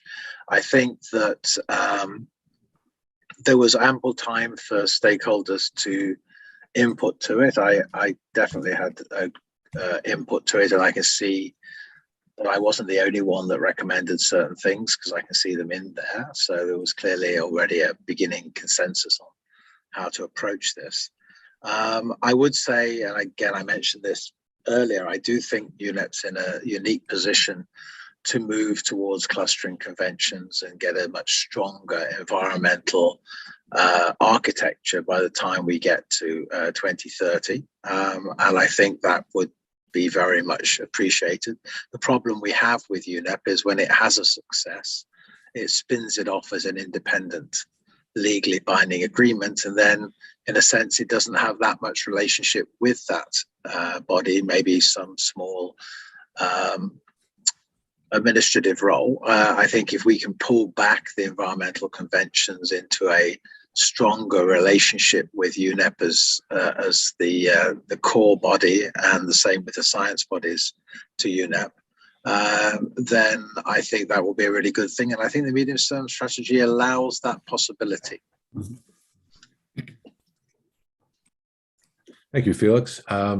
Lyda, would you like to make any comment? At the moment, we don't have any questions yet. No, I don't have much to add on what was already said. Indeed, I think it's very important that stakeholders are involved in this whole process. It's very important. And I would just to repeat again, and yeah, I was happy Jan Gustav also did it, that it's very important that we as civil society, NGOs, trade unions, private sector, or let's say all the major groups are really trying to have this implemented, and also on the national levels and the regional levels, because I think that's the only reason why we have this kind of international negotiations and programming on environmental issues, to have that implemented on the national levels, because there it has to be done. Thank you, just a comment on that also. I very much agree to what Felix and Lyda said. And as you see a bit later, you'll see that in our presentation, you see that countries come up with resolutions that they want to have discussed. And sometimes the resolutions do not necessarily follow the trajectory outlined in the MTS. And this doesn't not necessarily only pertain to the country's delegations, but also to non-state stakeholders. And of course, I would say the poor secretariat then has to find a way to integrate all the decisions made by member states in addition to what they have done in the MTS. What will be interesting this time, when we get into UNEA 5.2, is whether countries will respect what they actually agreed to back in February this year, when you had the two first parts. The first part of UNEA 5, which was called 5.1, and if they want to revisit the issues around the MTS or bring other things, or remember that they have actually agreed to the MTS. This will be an interesting challenge. We'll see play out over the next month and a half to 2 months. Thank you, Jan Gustav. We do have one question. It's a question that was asked earlier, but it may well be a new participant, so I'll read it out and ask for a comment. How and what mechanism can Indigenous peoples, local communities engage in UNEP processes in the future? Lyda, I think you answered this one earlier. Yeah, so again, there is a major group, Indigenous peoples. So it's very important to contact them. The name and the organization you can find on the website of UNEP, where you have all the contact points of all the major groups. So every major group of the 9. So they have 2 focal points for 2 representatives, let's say, and those 2 persons are responsible, and mostly they are doing that as well, to bring you into the process and tell you what they are doing. If it's not working through the Indigenous People Major Group for whatever reason, then it's always, I think, a good alternative to take, to take contact with the NGO Major Group, because they are, let's say, the biggest major group. They are, I don't say best organized, but at least they are quite well organized. And they, I think they're all happy to give information to organizations that are representing Indigenous peoples. But I mean, first contact your major group. That I think is the most important thing to do. Thank you, Lida. We don't have any other questions at the moment. So if the panel doesn't have any further comments, I think it's time for us to take our 15-minute comfort break. So I'll ask us to all disengage our cameras and microphones from now. To our audience, we're not going away. We're just going to be quiet for 15 minutes. So we urge you to please stay with us, and we will see you at 25 minutes past the hour, or I guess depending on where you are. I know there's a more than an there's a half-hour difference in some parts of the world. So in any case, we'll be back in 15 minutes. Thank you.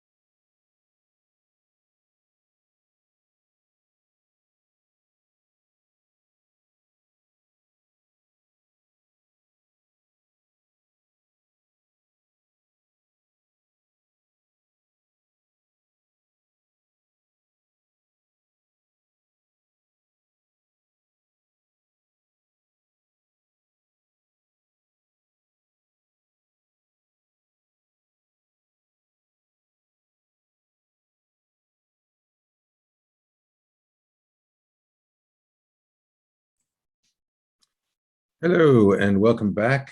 I hope your 15-minute break was refreshing. We are now going to proceed with the second and final session of today's webinar, which consists of 3 modules.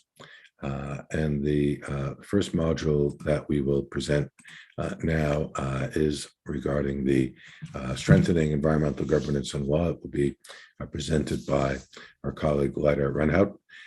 Leida, I see your camera's on, and engage your microphone, and I'll step away, and you now have the floor. Okay, thank you. So yes, indeed, this module is about the resolution 73/333 on strengthening environmental governance and law.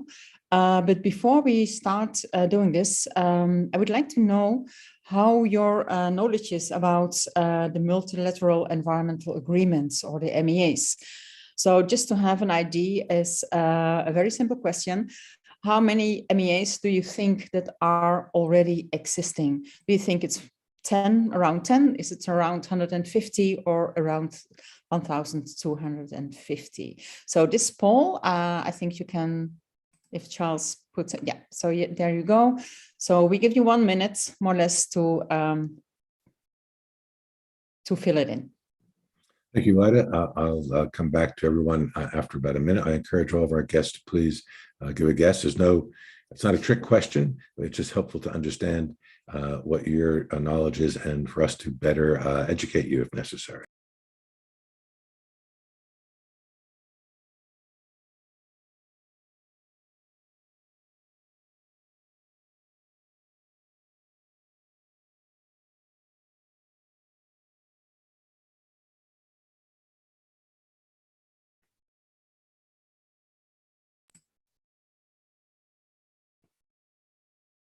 We have almost half of you having given us a guess. If we can get a few more of you, that would be fantastic. Thank you.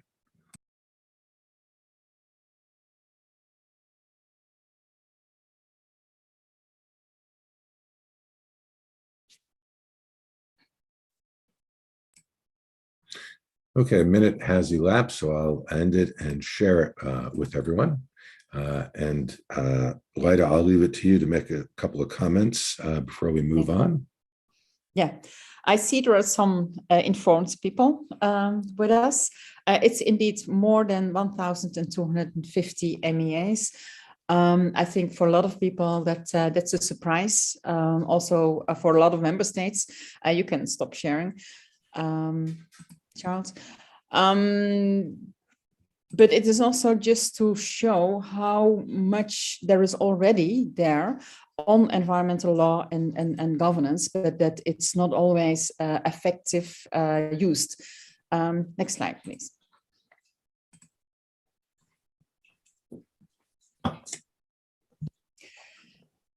So it was already in 2017 that more than 100 environmental law experts, lawyers, judges, scientists from more than 40 countries wrote down a text, and that was called the Global Pact for the Environment, with the idea to have an strengthening mostly environmental law.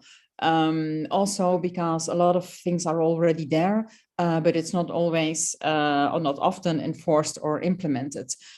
This idea, the lead was a French judge, and he happened to be a friend of Macron. So he convinced the President Macron of France to take the text to the General Assembly and ask for endorsement there. So that was done in 2018. Next slide, please.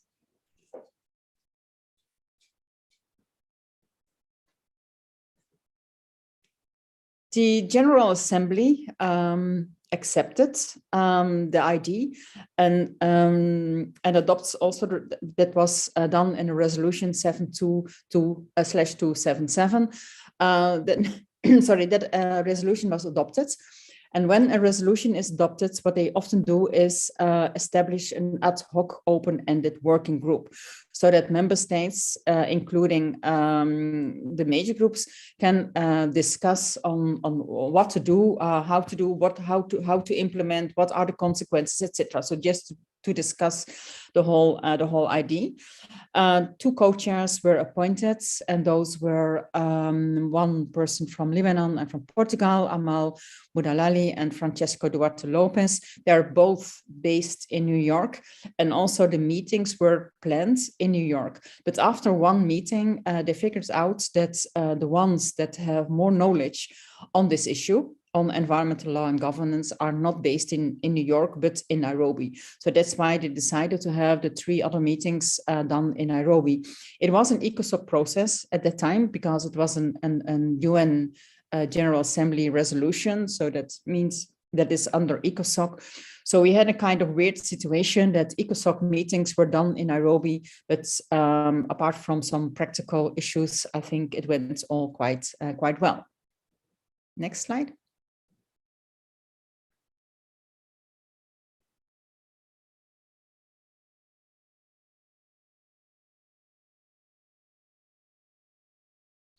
It goes very slow here, but anyhow, so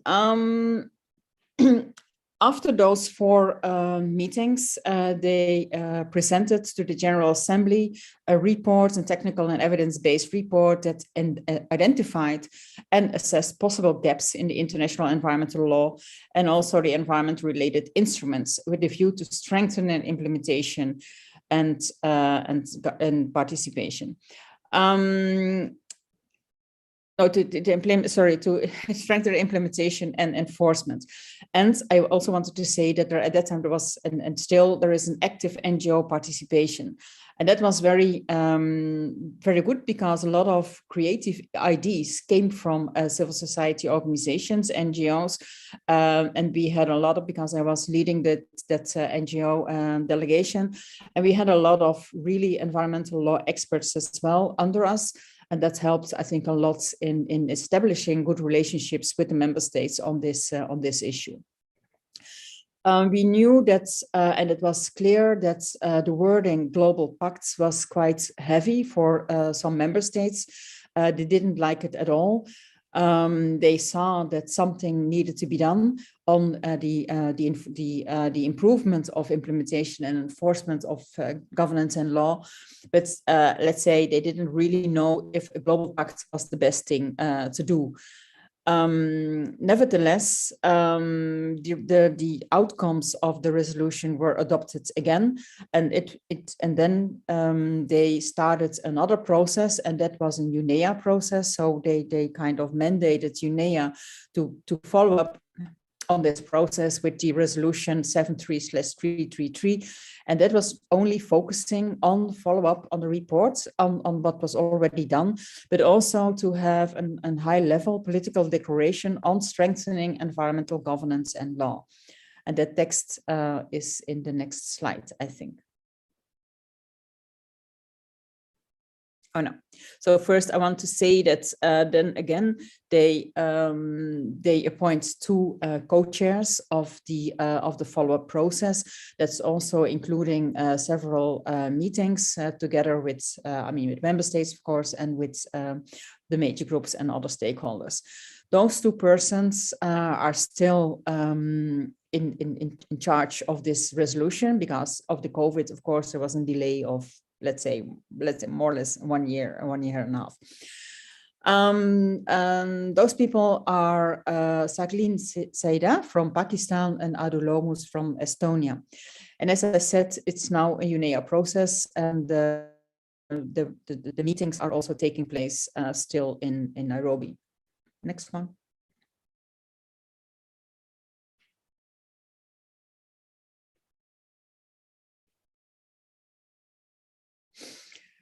So this is the recommendation that came from the General Assembly to UNEA. So they have to prepare a political declaration for the United Nations high-level meeting, and that's with a view to strengthen the implementation of international environmental law and international environmental governance. We had for a long time the idea that high-level meeting would be Stockholm at 50.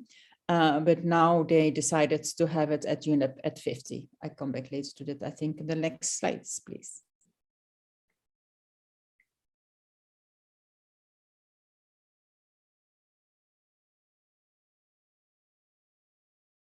Next slide then.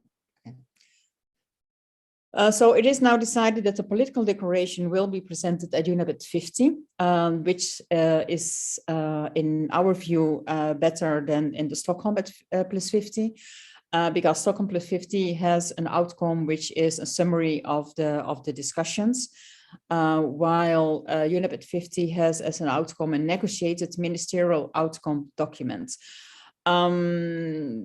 This means also, and I think that is also shown in the meetings that we had 2 weeks ago, is that member states suddenly see the importance of this resolution, where it was in the beginning a kind of weird idea to have a global pact for the environment, and then a lot of member states showed some resistance to that. I think now all the member states are in favor of indeed strengthening environmental law and governance, also because that's one of the crucial mandates of UNEP and UNEA, of course, besides a lot of other things. And I mean, some countries have problems with the wordings as it is, but I haven't seen any member states that is now against this follow-up on the resolution. So the draft political declaration was discussed in a consultation in mid-November, and it already contains interesting commitments for UNEP's future. First of all, that there should be monitoring schemes and reviews on progress made by member states on the implementation of environmental governance and law, which is very important because I think we all agreed on the fact that a lot of environmental law is existing, environmental governance is existing, but the weak point, I mean, the very weak point is the implementation and the enforcement that is lacking. Another thing that is very important, and we discussed it already a little bit, about the coordination of the MEAs. The MEAs, they have their own secretariat, they have their own process, often they have their own review mechanisms as well, accountability mechanisms, but they're not very connected, and that I think is also something that should be done, but has some problems because as it is getting more and more an individual process and having a secretariat with a director, and they are not always very happy to kind of being coordinated by other bodies. But it is a challenge, and I think it should be done. Another point that is discussed a lot is support for developing countries. I mean, based on the common but differentiated responsibilities. It's mostly Brazil that is focusing on that. I don't know if you're aware of the fact that there is already a Montevideo program that is about technology and knowledge sharing and funding for implementation of environmental governance. That's a program that is also weak, but that could also be strengthened and much more funded to do the work indeed of supporting developing countries in the implementation and the enforcement. Another idea that is already in the political declaration is to have liaison offices in Nairobi. I said it already several times. Very important in having international governance and in general is that it is implemented on the national levels. And as you all know, it is mostly the CSO, civil society organizations, stakeholders, non-state actors, that are pushing for this implementation. So it is, you need them, and you need them also having all the knowledge and information on what is agreed on the international level, so that you can go to your own governments and ask them or demand them to really implement or support them with the implementation and the enforcement of this. So that's why it is important that liaison offices are also based in Nairobi around the headquarters. They can follow up all the CPRs, all the meetings that are happening in Nairobi, and give the information, disseminate this information, and also build strategies on how to do the implementation on the national and the regional levels. Next one.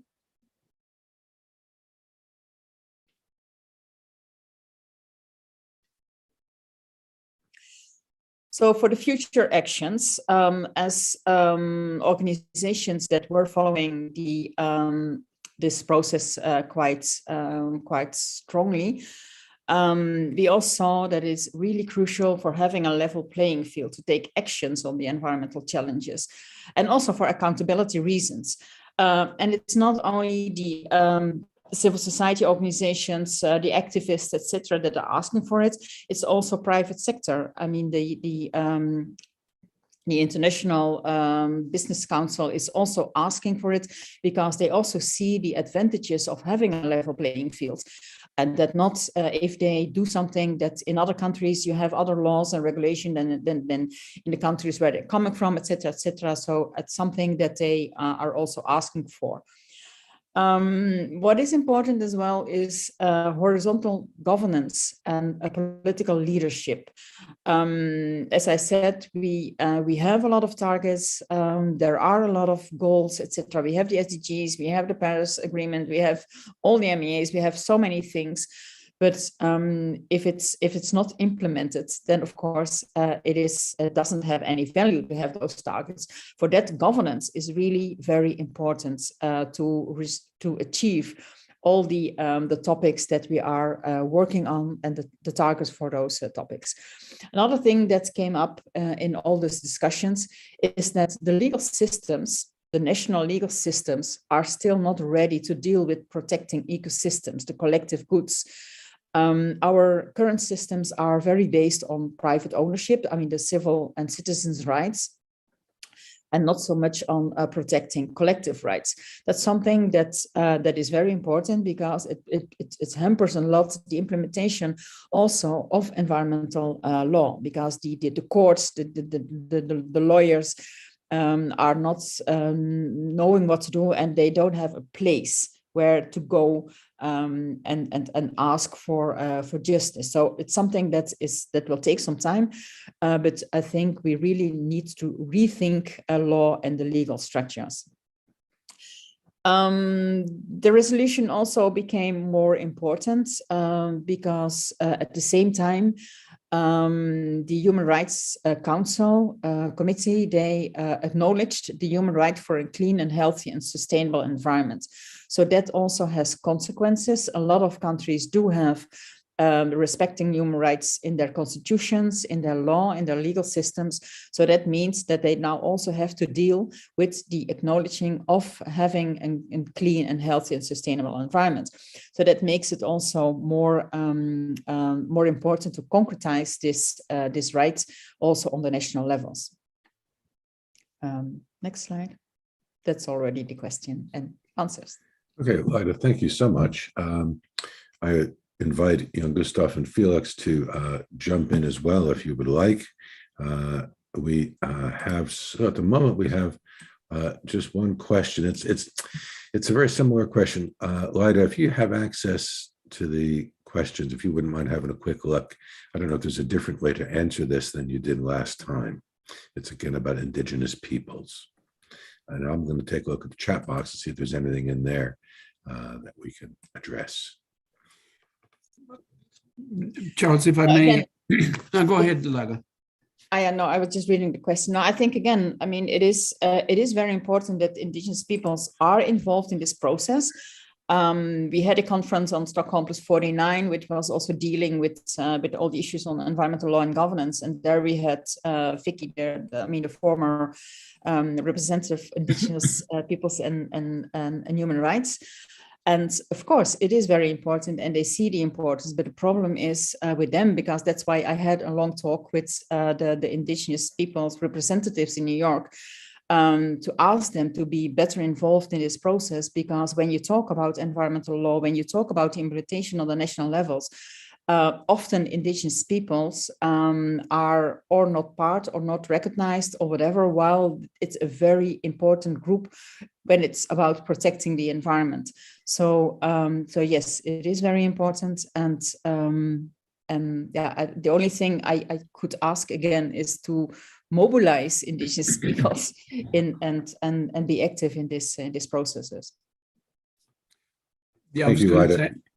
Gustav, I go was ahead. also going to say that I agree very much with Leida, and and we've seen throughout the years, I mean, often the understanding of let's call it in the rights of nature, indigenous people's understanding and former lawyers' understanding of this often in conflict, and this is this here is a way to sort of bridge the lack of understanding on both sides. I'll also say that when it comes to the indigenous peoples, there is the UN Permanent Forum on Indigenous Issues, the so-called UNPFII at the UN, and they have one of their mandated cross-cutting areas that the SDGs and the 2030 agenda. So there are a number of opportunities available, but agree to what Leida said, they need to get involved, and in reminding you of what Felix also said, that, you know, there are ample opportunities for all the major groups to get involved, even stronger than they are today. Thank you. Thank you, Jan Gustav. We don't have any more questions. Felix, unless you want to make a comment, we can move on to the next section then, and that we will begin with Jan Gustav, and Felix will then take over about halfway through this module. So, Jan Gustav, I will hand the floor to you. Thank you, and let's have the next slide, please. So, a reminder: the overarching title of UNEA 5 was, and still is, strengthening actions for nature to achieve the Sustainable Development Goals. Now, I said earlier in my presentation that I'll come back to this title. This is decided in a joint venture between the Bureau, the two bureaus, the Bureau elected by UNEA and the Bureau of the CPR. And the original idea from the Bureau, the elected Bureau, was to call for the title for UNEA 5 and say that it should be on nature-based solutions. There was opposition to this, and I was very surprised to find out that G77 was strongly against this focus. It's also supported by a couple of other nations. So this title, the Strengthening Actions for Nature to Achieve the Sustainable Development Goals, is a compromise. And of course, the title of the event, it does give the focus, or does give an indication of the focus we need to have, including the direction. So just bear that in mind. Next slide, please.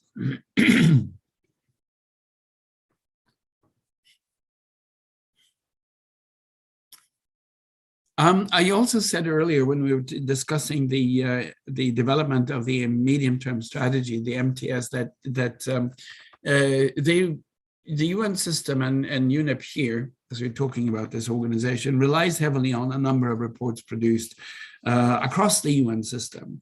And I'm just referring you to three areas that have come up of late, and maybe not even read that well. We should.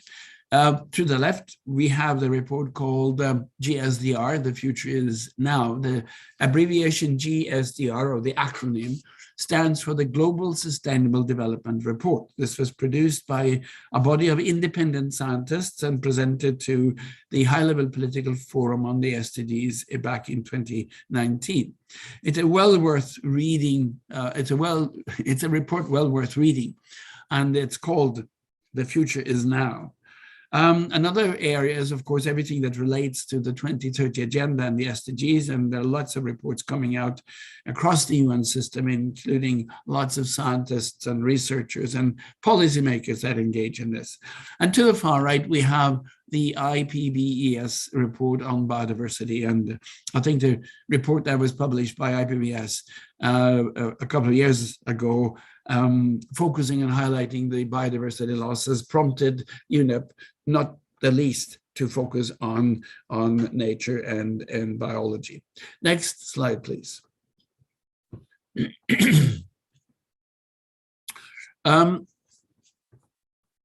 As we said earlier, the UNEA 5.1 made 3 procedural decisions, and these were important for a number of reasons. It endorsed the medium-term strategy and the program of work, which is based on the MTS. It endorsed the management of trust funds and EU-marked contributions, and it agreed to convene a resumed in-person, hopefully, UNEA 5.2 on February the 28th and March the 1st and 2nd next year. Next slide, please. And of course, it's the hope that this picture shows all delegates engaged here in the deliberations.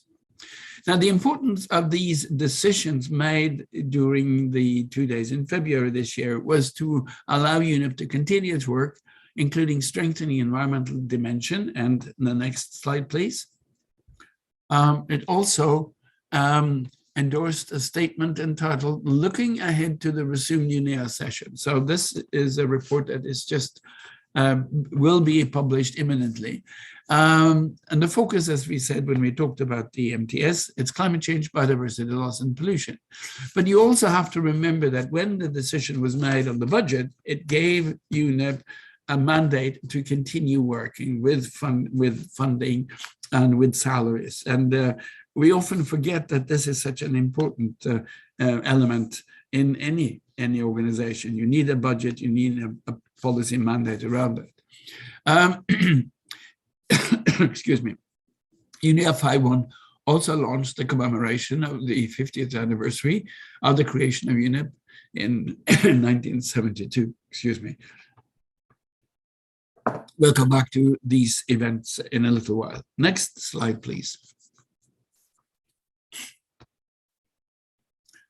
Now, these were the major decisions taken in the 2 days in February this year, but there were also other decisions of maybe that didn't loom as large as the MTS and the budget. But they're worth remembering because these were decided on already within the concept of the UNEA 5. But as we know, people forget, delegates forget, non-state stakeholders forget, and we may very well see that some of these issues are raised again. But do remember that agreement was to continue efforts to strengthen actions for nature. Now, this will be continuing, of course, because it's the overarching title. Then, of course, UNEA always must look at the continuity of the work it's doing. So relevant mandates emanating from outcomes of previous sessions will always be discussed. And this, of course, comes up again. Progress reports of the executive director, 21 progress reports. They were just referred to in UNEA 5.1, but they will be more diligently discussed this time, and we'll come back to that in a couple of slides. Finalize implementation of UNEA Resolution 73333, which Leida's just talked about,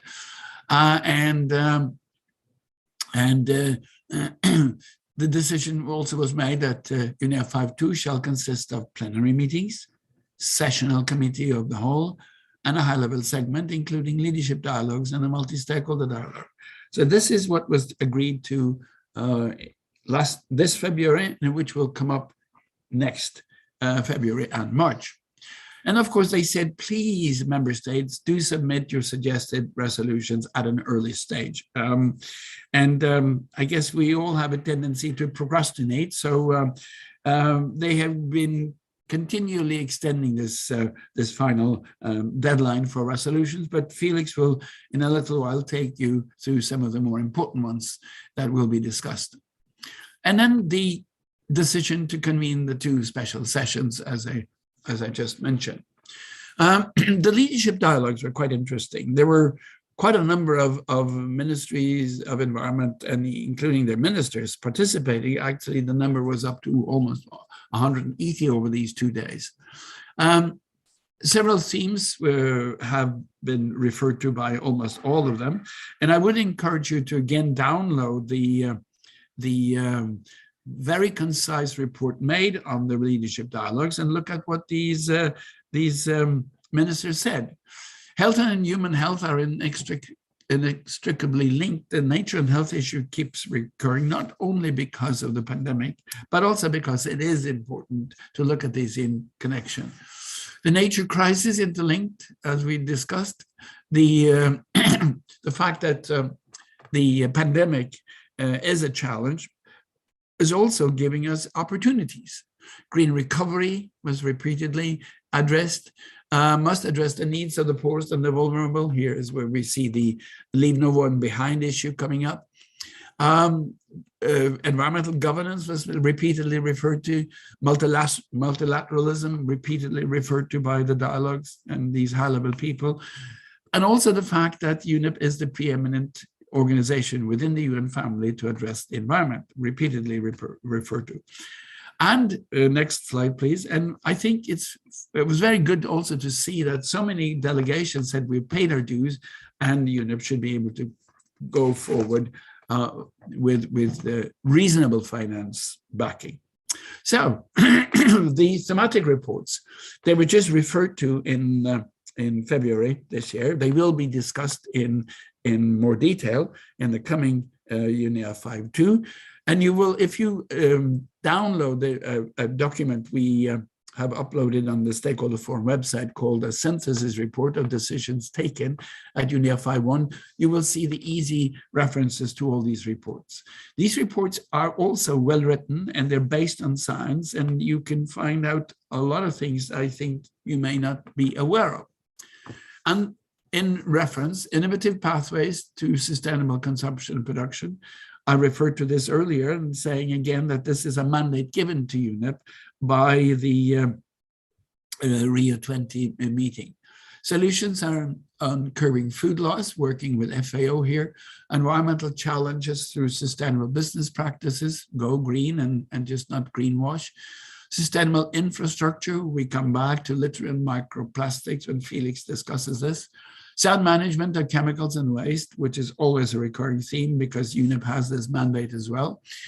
Biodiversity and innovation and land degradation, sustainable rangelands and pastoralism, gender equality, human rights, empowerment of women and girls, poverty environment nexus, and mineral resource governance.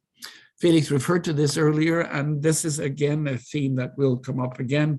And it is important because now, in connection with what's happening on the oceans and the seabed, this is where lots of companies want to mine. And this may cause irreparable damage if we're not proceeding with caution. Next slide, please.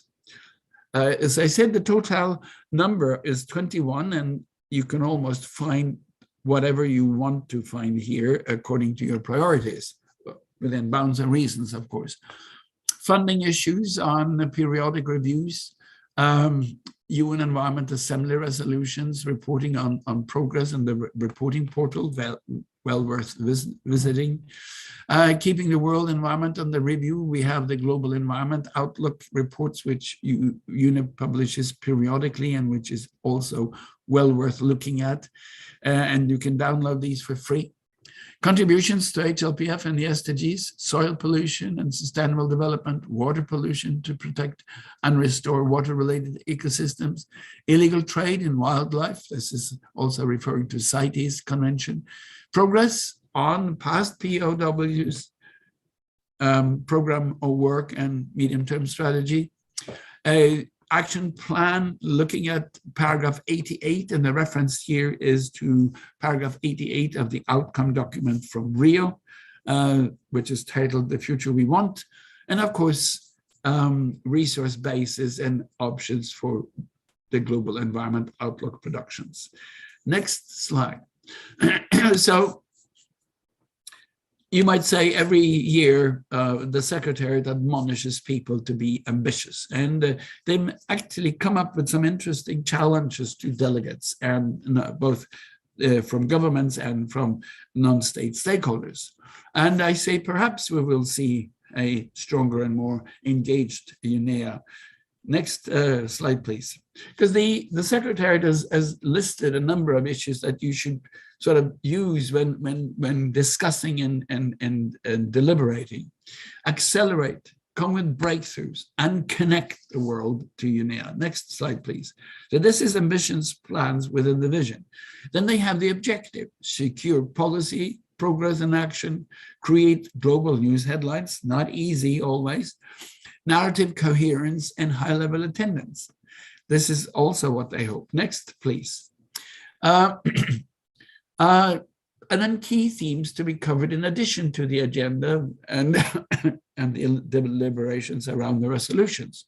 Nature for jobs, poverty eradication, economic prosperity, building back better, ecosystem restoration, nature for human and ecosystem health, investing in nature, limit the impact and emergence of zoonotic diseases. We know this is extremely important. We have opportunities, global agreement on marine plastic. Felix will come back to that, and look at the opportunities for systemic change. And UNEP, next slide, please. UNEP Secretariat also said that these are challenges that should be directed to the side events. And in the side events, they also want to highlight nature for climate, action to match commitments on nature-based solutions and biodiversity. And this also refers to the decade of restoration and ecosystem restoration. As I said, of course, climate resilience, sustainable food systems, agriculture's impact on nature, and look at the opportunity if we understand and put these elements together to have well-nourished people all over the world. Next slide, please. And look forward to upcoming discussions, incite people to continue getting involved. Digital transformation, youth forum, science policy business forum, and then look at report outputs. These are elements that needs to be discussed according to the Secretariat, and I know lots of delegates also think these are important. Personally, I'd just like to focus on one thing here, which I find a bit disturbing to me. It's now the Science Policy Business Forum. This was enacted by the former executive director, Solheim, when he suddenly added business to science policy. Science Policy Forum has been sort of a mainstay of UNEP for a long, long time, and adding business to this may be of interest, of course, but it also changes directions, and I know that lots of non-state stakeholders reacted to that. Why add business to science and not civil society? This will probably be a recurring discussion in many future UNEAs. Next slide, please. So we just put down a small roadmap for you from now until February when UNEA 5 opens. I'm not going to go into details here because they will be available to you. And if you go to the roadmap, which you find on UNEP's own websites, you will find an even more detailed things. But these are among the maybe key meetings from now until UNEA 5 opens. And you see the opening is on the 28th of February, preceded by the OECPR, the open-ended Committee of Permanent Representatives that are highlighting the decisions and focusing on which they will be. Next slide, please. And then we tried, because, excuse me, we now have a fairly detailed overview of the 5 days in February and March. Now, there are 5 days because, as you see at the end here, on Thursday, March the 3rd, and Friday, March the 4th, is the special session that we've all been talking about, UNEP 50. But this is what the mornings will look like up until lunch on these different ways. They start very early and regional and bureau meetings, and of course at 10 o'clock there is the official opening of the negotiations. On the first day, you have the very ceremonial opening, but then you come into parallel meetings very quickly. You have national statements and you have leadership dialogues. And then you see on Tuesday and Wednesday, you have the committee of the whole working, you have national statements, and of course you go into the high-level segment opening where also the ministerial declaration will be discussed. Next slide, please. And in the afternoon of all these days, you see, well, it's interspersed with side events during the lunch hour. So people usually grab a piece of lunch and then they run to one of the side events because of their focused themes. Committee of the Whole continues on Monday, parallel with national statements. On Tuesday, Committee of the Whole continues. And then parallel to that, you have leadership dialogues with MEAs and multi-stakeholder dialogues. And going into Wednesday, you have closing sessions, and they're also very detailed. You have the ministerial declaration being discussed, as well as what Lida just talked about, the 73333, which may also go into the special session.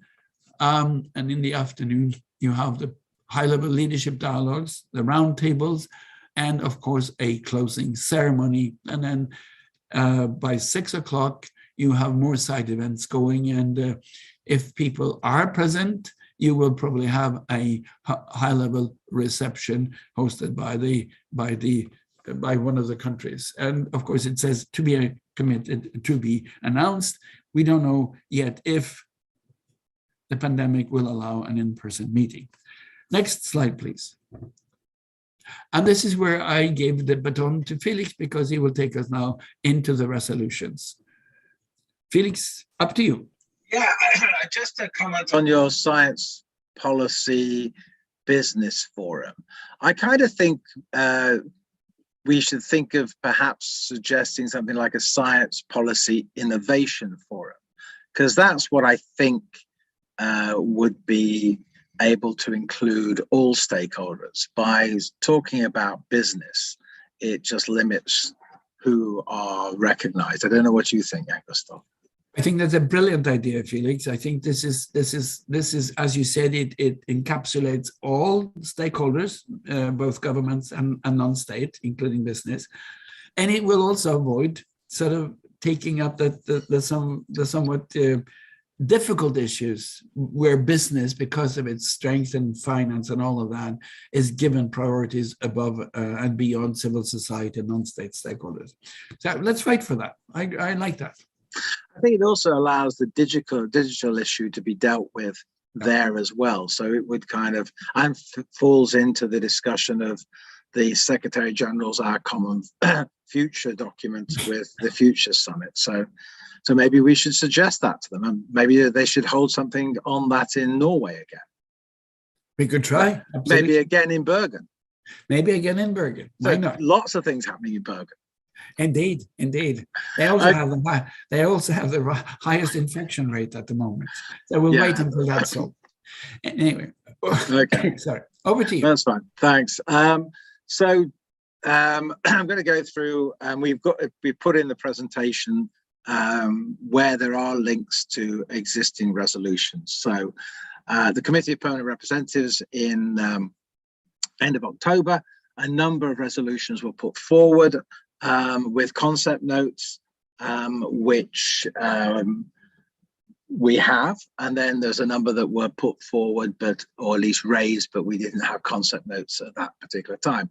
So the first two deal with the issue that Jan Gustav mentioned, which was the ongoing discussion on plastics. The first one really builds out of the ministerial meeting that happened in September, and is an encompassing approach that looks at the reducing the discharge of plastics into the environment as a whole by covering all stages of the plastic life cycle, and by adopting a circular economy approach, which is really good. It would then give us a really good example about how to approach things through a circular economy.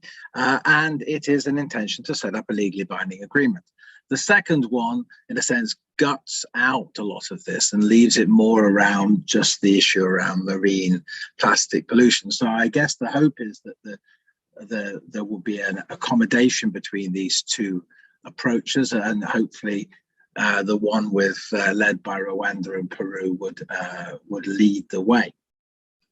The third resolution is C, is on sustainable nitrogen management, and nitrogen is one of the 9 planetary boundary issues that was put forward in 2010 as critical for us to live on this planet sustainably. And they're looking at an interconvention nitrogen coordinating mechanism. So nitrogen comes under a number of conventions, and so it's an attempt to try and not only ensure that common approaches are being taken in different conventions, but also to look for gaps that can be addressed. D is, I think, the first time I've seen this on any agenda, which is looking at sustainable lake management. And that's kind of starting to create a knowledge management approach to this, with bringing together research, science guidance, and developing a science policy interlinkages for nature-based solutions around sustainable lake management. So very early discussions there, but very good ones.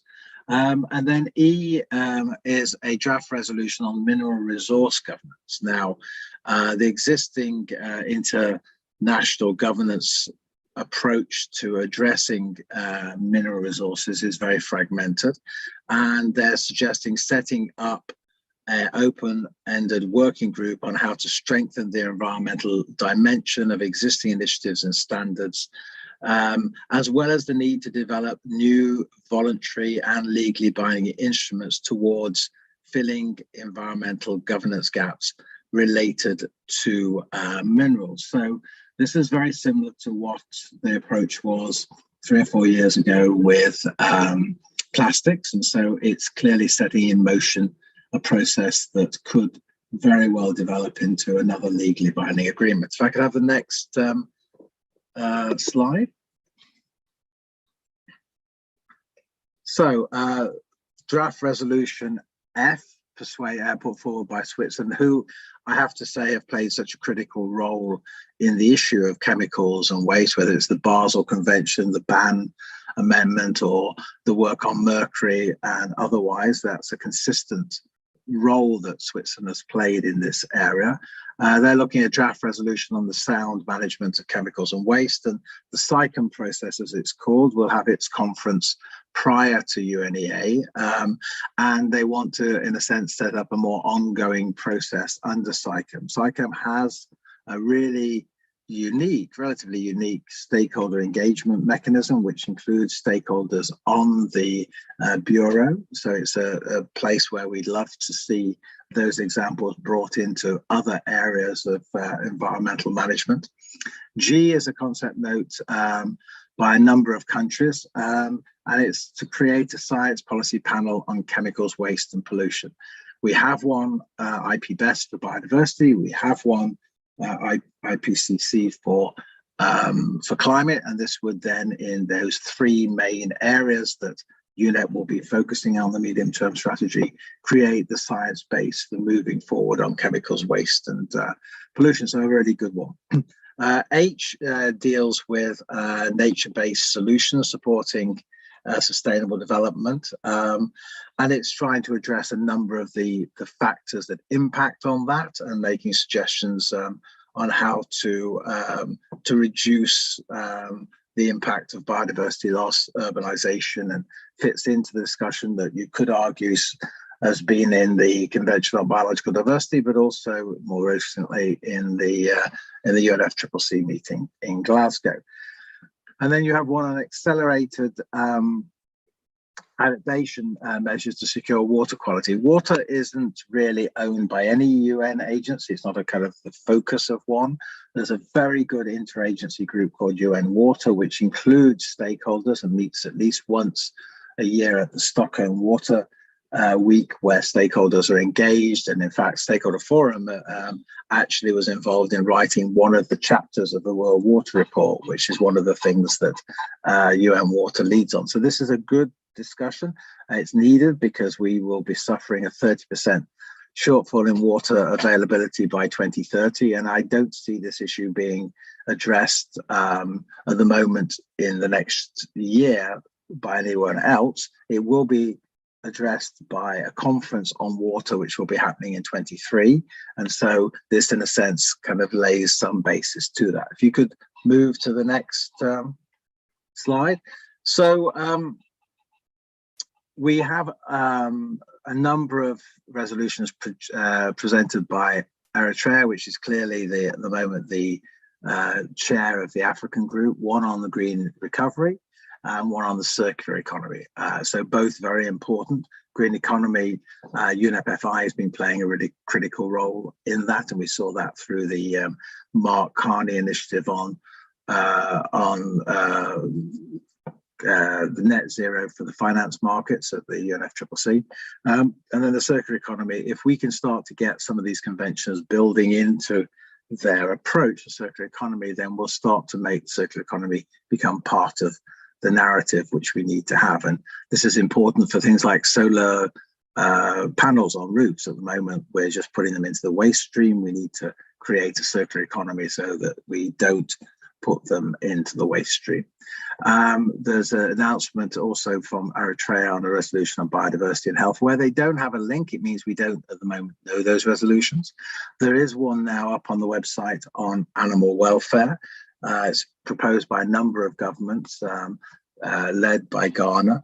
And it's as a first step, UNEP should take action to undertake an analysis of the nexus between animal welfare, the environment, and sustainable development, to develop a greater understanding of how improving animal welfare can assist UNEP in delivering it on its mandates and streamlining its strengthening action for nature to achieve the sustainable development goals. So they're going to ask for some more information to be created. So it's a kind of a knowledge management attempt. And there is, I think Gustav talked about this being one of those 4 or 6 themes that UNEP hopes to address during the UNEA. It was one of the sub areas of this, so this would fit into that very well. Costa Rica's looking to do one on financial mechanisms for forest ecosystems and biodiversity, and that was definitely something that was being discussed around the UNFCCC. The question will be, where does that happen? Costa Rica have also, with Denmark, set up a group called Beyond Oil and Gas, which is an interesting coalition and definitely worth looking at. And the Russian Federation clearly feel that the top jobs in the UN Environment Programme at the moment do not have a geographical balance in their representation, and that is something which all regions seek to have and which all UN agencies seek to make happen. So I'm sure that will generate a number of new positions for candidates in the future from that region, which clearly is being not represented as greatly as they should be. Next slide. So just a quick thing on how the marine or the issue on plastics developed. Next slide. I think we have a video which we're going to ask you to watch. So I'll pass it over to Charles. Yes. Thank you, Felix. We would normally play the video directly, but for some reason, the new version of Windows, which I have on my computer, isn't quite compatible with doing that. So we're going to share it with you in the chat box. And it is a 4-minute and 15-second video. So I'm just going to put it in the chat box now to everyone. And I will ask you if you are able to, on your computer or tablet or telephone, if you'd be so kind as to click on that link that is now in the chat box and so we're going to have a 5-minute break. We'll let you watch that video and then we'll come back. Thank you.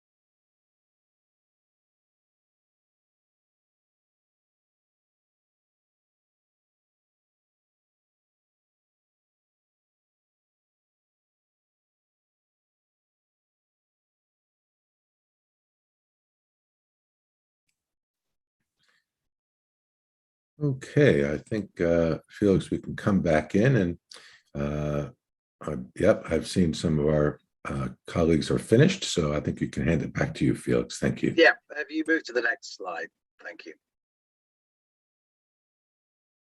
Yeah, just to show you how we've got to where we are as far as now considering setting up an intergovernmental negotiating committee for a convention. So UNEA 3 was the first place where there was a decision to establish an ad hoc open-ended expert group on marine litter. So a much more restricted agenda. Interesting. Yeah. It held 4 meetings, 2 in 2018, 1 in 2019, and 1 late in 2020. In between, we had UNEA 4, and it didn't really significantly move the process forward. Had a weak intersessional period, is what we term it, when there hasn't been any real movement. If we could have the next slide.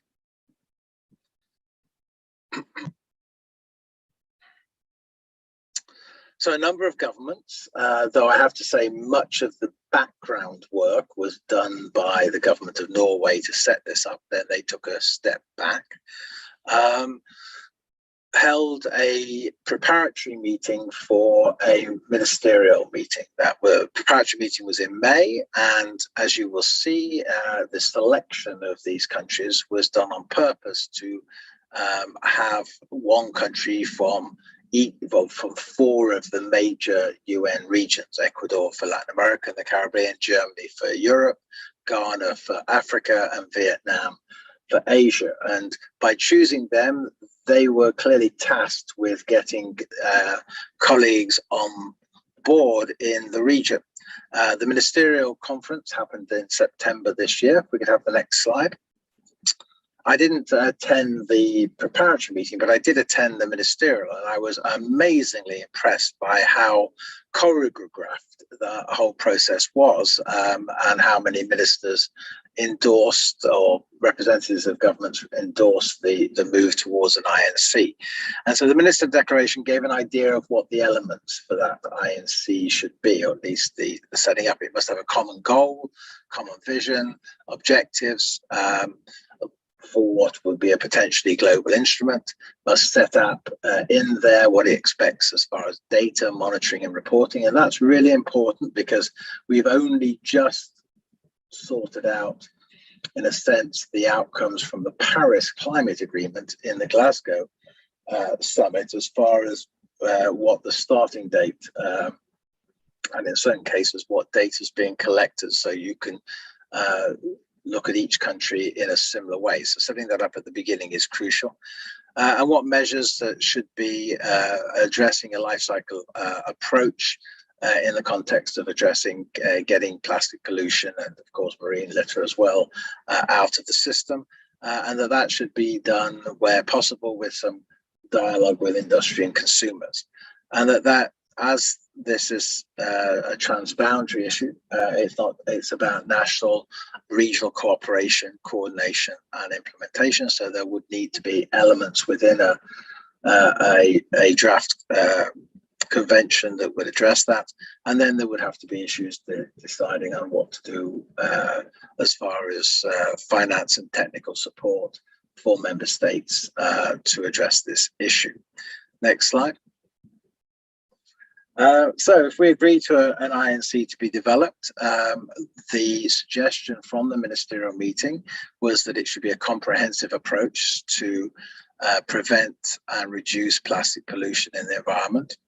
It should be promoting a circular economy. And again, if we can manage to get this convention set up in a circular economy way, then I think it will be a really significant development to future conventions, but also to future approaches at the national level. And it should address the full life cycle of plastics, from production, consumption, design to waste, treatment, prevention, management, and treatment. If I can have the next slide. We're into the questions and answer. Yay! Okay, I'll invite Jan Gustav and Lida back in, and let's see. I'd like to invite our guests to ask questions. We don't have any questions about this very important subject of the pending resolutions and the plastics pollution. So at the moment, I'm going to just take a look at the chat box and see if there's anything meaningful in there. I don't see any questions. Just some thank yous for the videos.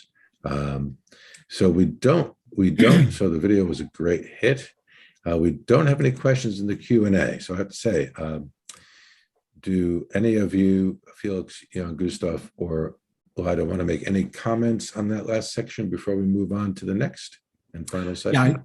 Yes, I'd like to make one comment, which is to what Felix said. I mean, his very well presentation of how a resolution comes into being and how this commits nations to agree to that is very important. And I was just very recently listening to some well experienced former UN high-level staff saying very critically that the UN is not fit for purpose because the organization is too slow in moving.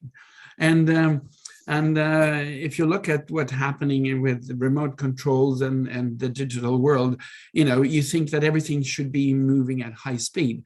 But what Felix just pointed out was that how meticulous and important these step-by-step elements are to get every country involved in developing a resolution.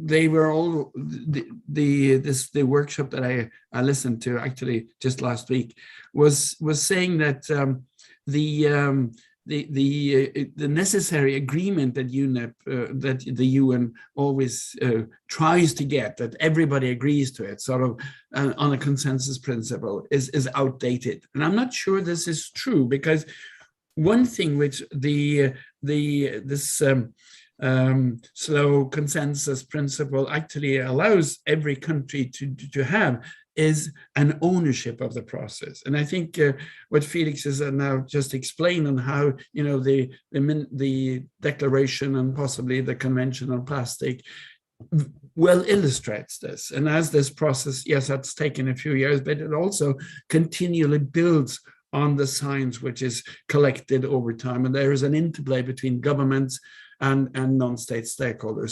So I made that intervention, and I said I disagree with this rapid fit for purpose thing that everybody thinks that because the UN is slow moving, it's outdated. So it's like saying that negotiations and democracy is outdated, which it isn't. Just a comment. I think with any of these things, which is an issue for my next book, which is Environmental Heroes in Diplomacy, Profiles in Courage. There is a leader of some kind. In this case, the leader was Norway. And the work that Norway did in 2016 and on in setting up and creating the space for it, and then, very well standing back and allowing other countries to lead, I think will be looked back as a good example. And the other thing is that the NGOs got their act together very quickly. Mm-hmm. And you had an extremely well organized NGO network that was inputting with expertise, with legal advice, with everything. And so, from the very beginning, governments were getting information on why this couldn't just be a marine plastics issue. It had to be a broader issue about plastics. And so I think the leadership in the NGO community was critical. The leadership of Norway was critical. And I think we're now in a situation where I can't imagine that we won't get an agreement. And, the Convention on Biological Diversity wasn't a universal agreement. The Americans refused to sign the convention. So, it may end up with a less. And I guess the second thing I'd say is, even when you get convention processes set up, it doesn't stop a coalition of the willing to advance an issue quicker outside, and you've seen that with the deforestation coalition around the UNFCCC. You've seen it with the Finance Coalition. You've seen it with the Methane Coalition. So what you get is a center which allows you to get the conversation, to develop the narrative, to start to ratchet the process up. And then you can get additional movements, which then ultimately get absorbed into the convention because they become, in a sense, virtually unanimous anyway. Thank you, Felix. Just one quick addition to what Felix said, and I'm of course very happy about the positive arguments or comments about Norway. But you know, living in a country like mine, where civil society is highly respected by government most of the time, the delegation that went actually into the plastic negotiations, or when Norway was actively doing this, one of the key spokesperson even allowed to participate in the plenaries and the closed meetings was the specialist from WWF Norway, who actually led the government on this because he had such fantastic knowledge on the plastic ocean issue. So this is also it's a challenge to civil society and non-state stakeholders today to read up, as Felix and Lyda said earlier, read up the documents, understand them, and add to the knowledge all the time. So when Felix talked about the knowledge management, which is a whole new area of approaching these international meetings and all these issues, that's a big challenge for NGOs and non-state stakeholders, because we tend to sort of fall back on old issues and not really rise to the occasion and get ahead of the game. We used to be there, you know, maybe 30 years ago. We need to get back to that stage again. Yeah. And I think if I can add on this, because I was facilitating 3 first meetings for civil society and other stakeholders in the plastic treaty. But I think what was absolutely necessary and key is that also those organizations, that was a worldwide coalition, let's say, that they also worked on the national levels again to really push their governments to be active on this to be treaty. So I think that is, again, very important. So it's not only in going to Nairobi during UNEA or in CPR, it's really the work that has to be done the whole year around, pushing your own governments in being active in those processes and be positive in those processes as well. Thank you, Lyda and Gustav and Felix. With that all being said, and there are no more questions, I'm tempted to move on to our final session, which is all about UNEP at 50 and Stockholm plus 50, and that would be handing the floor to Jan Gustav again. Thank you, Charles, and just let's have the next slide. As we said, there are 2 commemorative events that will take place next year, commemorating. Okay, according in progress. 2 commemorative events. One is UNEP at 50, which takes place on March 3 and 4, added back to back to UNEP. UNEA 5.2, and it's called a special session. And the other one is Stockholm plus 50. We'll come back to that in a short while. Next slide, please. Just to remind young people, younger than I am, because I was in Stockholm when this happened. Back in Stockholm in 1972, after 4 years of intensive preparation, the Swedish government hosted the 2-week conference that actually ended in, among other things, establishing UNEP. There are 2 pictures here that are important. One to the right is Mrs. Indira Gandhi, who was the Prime Minister from India, who came to Stockholm. And in the middle section, the man holding up his hand and looking straight into, I think, the plenary is the Secretary General of the conference, Maurice Strong, who became a very crucial mover of environmental issues. And as Felix has pointed to, also was instrumental in shepherding the idea of the 9 major groups. He was also the Secretary General of the conference in 1992, UNCED, as it was called, or we often refer to it in a vernacular called Rio 1.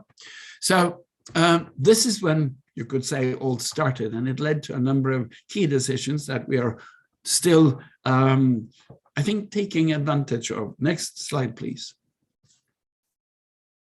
Now, there was an interesting development because before we got these two sessions, two commemorative events, one held in March next year and one will be held in June next year. So the Swedish government, rephrase that, in UNEA 4, the governments picked up the issue and said, we'll soon commemorating UNEP's 50th anniversary. And the Swedish government announced that they would host a conference together with Kenya on Stockholm 50. Well, this was met actually with some, I would call it opposition, but at least a number of questions saying, why should a northern industrialized country only celebrate this when we in fact have UNEP stationed in Africa? So a compromise was arrived at, and the compromise was these two conferences. And we just refer to here from a December 10 meeting where the compromise was sort of set down in principle, saying that the two conferences will mutually reinforce each other. They will have different agendas. UNEP at 50 will look more at UNEP itself and how the organization functions and how one can improve it and how one can look into the future. Whereas Stockholm at 50 with a set agenda, we'll come back to that in a few minutes, will be more aspirational and forward-looking on the environmental scene as such. Next slide, please. UNEP at 50 has a secretariat working very closely with the UNEP secretariat, and they do have a very set agenda, which will be presented as we get closer to UNEA 5.2. It will be held in conjunction with a resumed session, as it says, and it also will take stock of environmental governance, and 73333, which Leida has just talked about, plays an important role in this. Next slide, please. They talk about presenting a number of key reports. They call it flagship reports. And so there's much to look forward to in terms of researched, well-researched material. Frontiers reports is something coming up. Again, GEO6 for business, global waste management outlook, and pollution summary reports. And then an interesting novelty, the Protection Planet report, which also be among these reports presented by UNEP in its 50th year. Next slide, please. When you go into the website and you click on UNEP at 50, you'll see that there are lots of interesting ideas and themes to be discussed, and we just summarized a few of them. Core mandates, discussion, science policy interface, interrelated with the high-level meeting in Stockholm. Reinvigorate environmental multilateralism and strengthening of UNEP is repeated here. Global assessment synthesis report, again a flagship report. Communication initiative to get the message out to people that UNEP is still very much alive and kicking and working hard to help safeguard the environment. Outreach plans and campaigns, well, it's there, but it's not as big as one hoped. Support engagement by civil society, which is one of the Stockholm legacies. I'll come back to that. And then there is an interesting initiative taken by the task force established by the non-state stakeholders and major groups. It's led by the Science and Technology major group and the Youth major group, and it's called simply the UNEP We Want, which will be published in this special session. Next slide, please.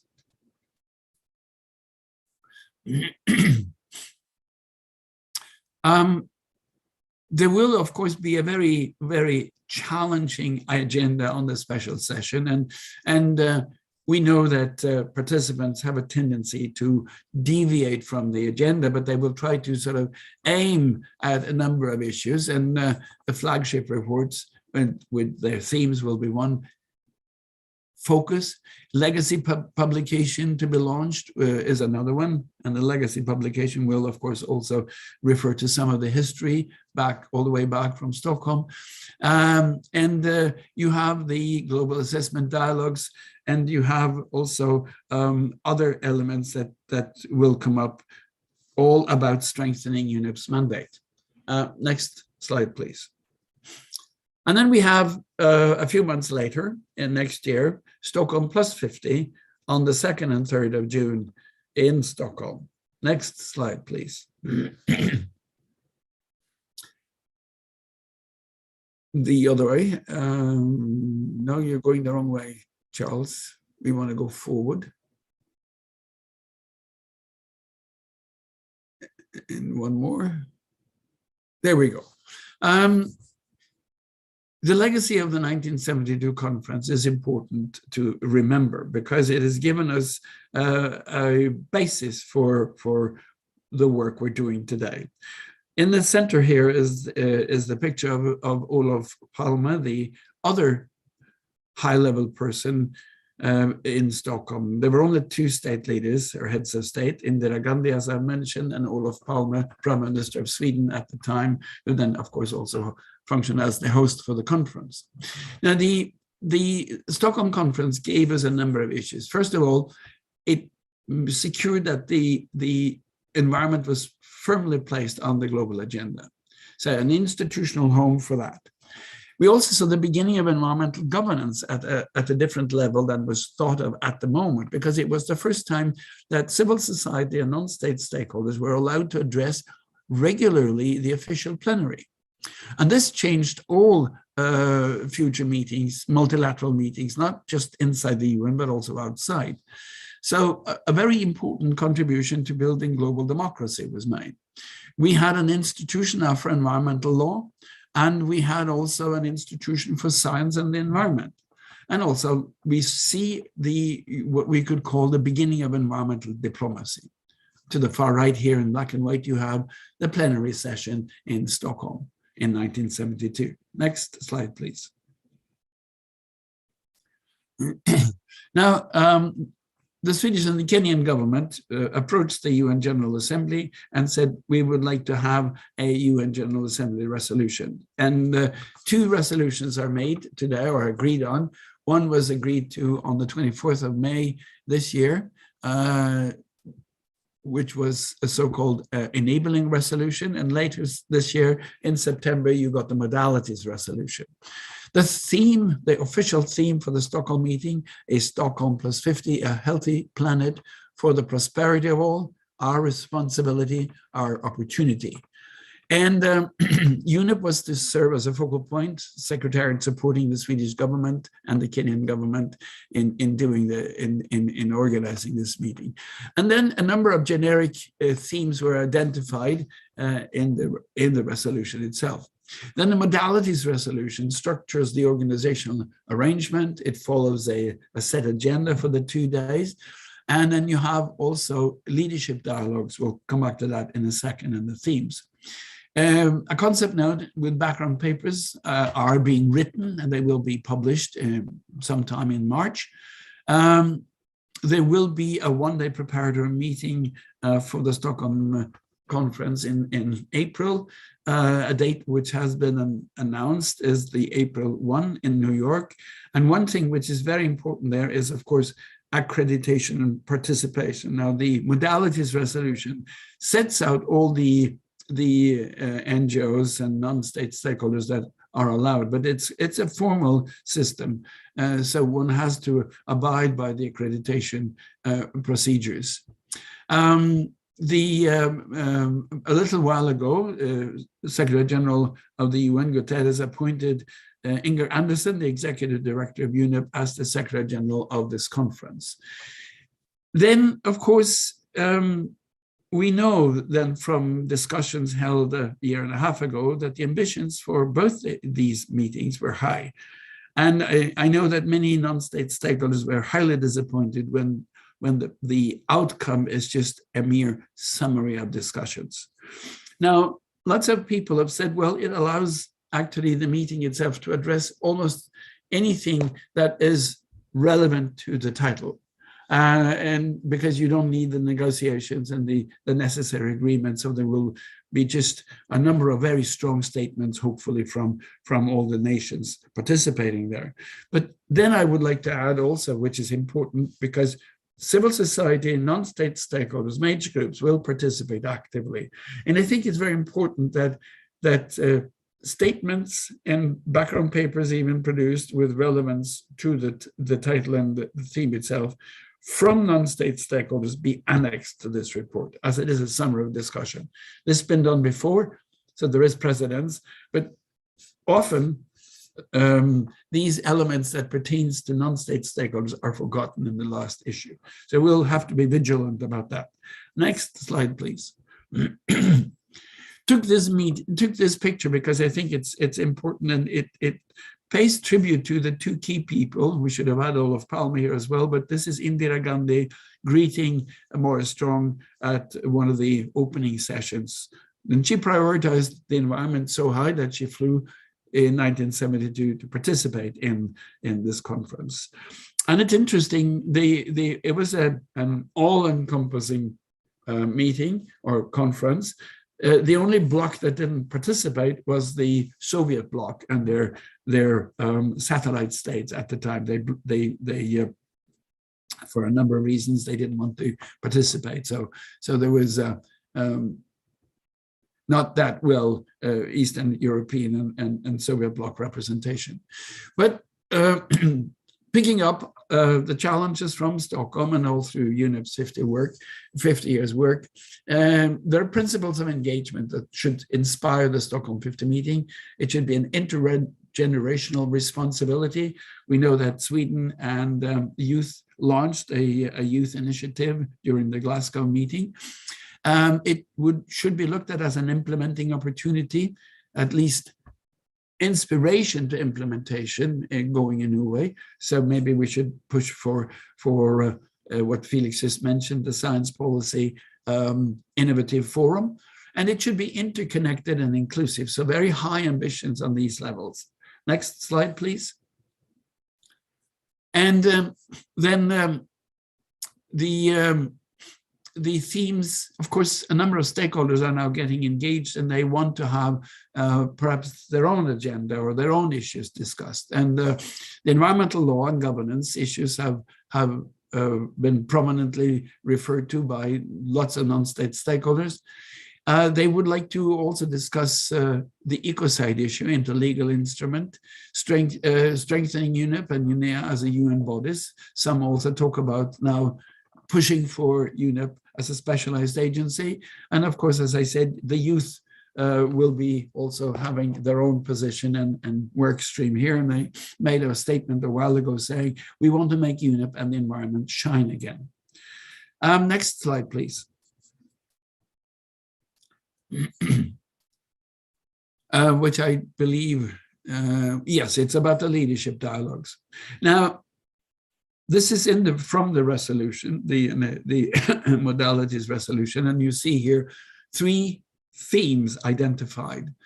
The first dialogue is about reflecting on the urgent need for actions to achieve a healthy planet and prosperity of all.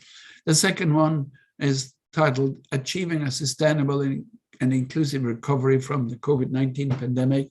And the third, Accelerating the Implementation of the Environmental Dimension of Sustainable Development in the context of the Decade of Action. And then they have said also, interpreting this, they say, let's focus on 5 areas: regenerations of nature ecosystems, recovery from the COVID pandemic, rebalance relations with nature, renews multilateralism, and reimagine a common future. Again, I think when stakeholders, non-state stakeholders in particular, saw the themes, they expressed very strong disappointment, saying that this is not very ambitious. It's not really focused on the environment. It's more sustainability. They have been sort of dominated by the need to talk about the recovery from the COVID pandemic.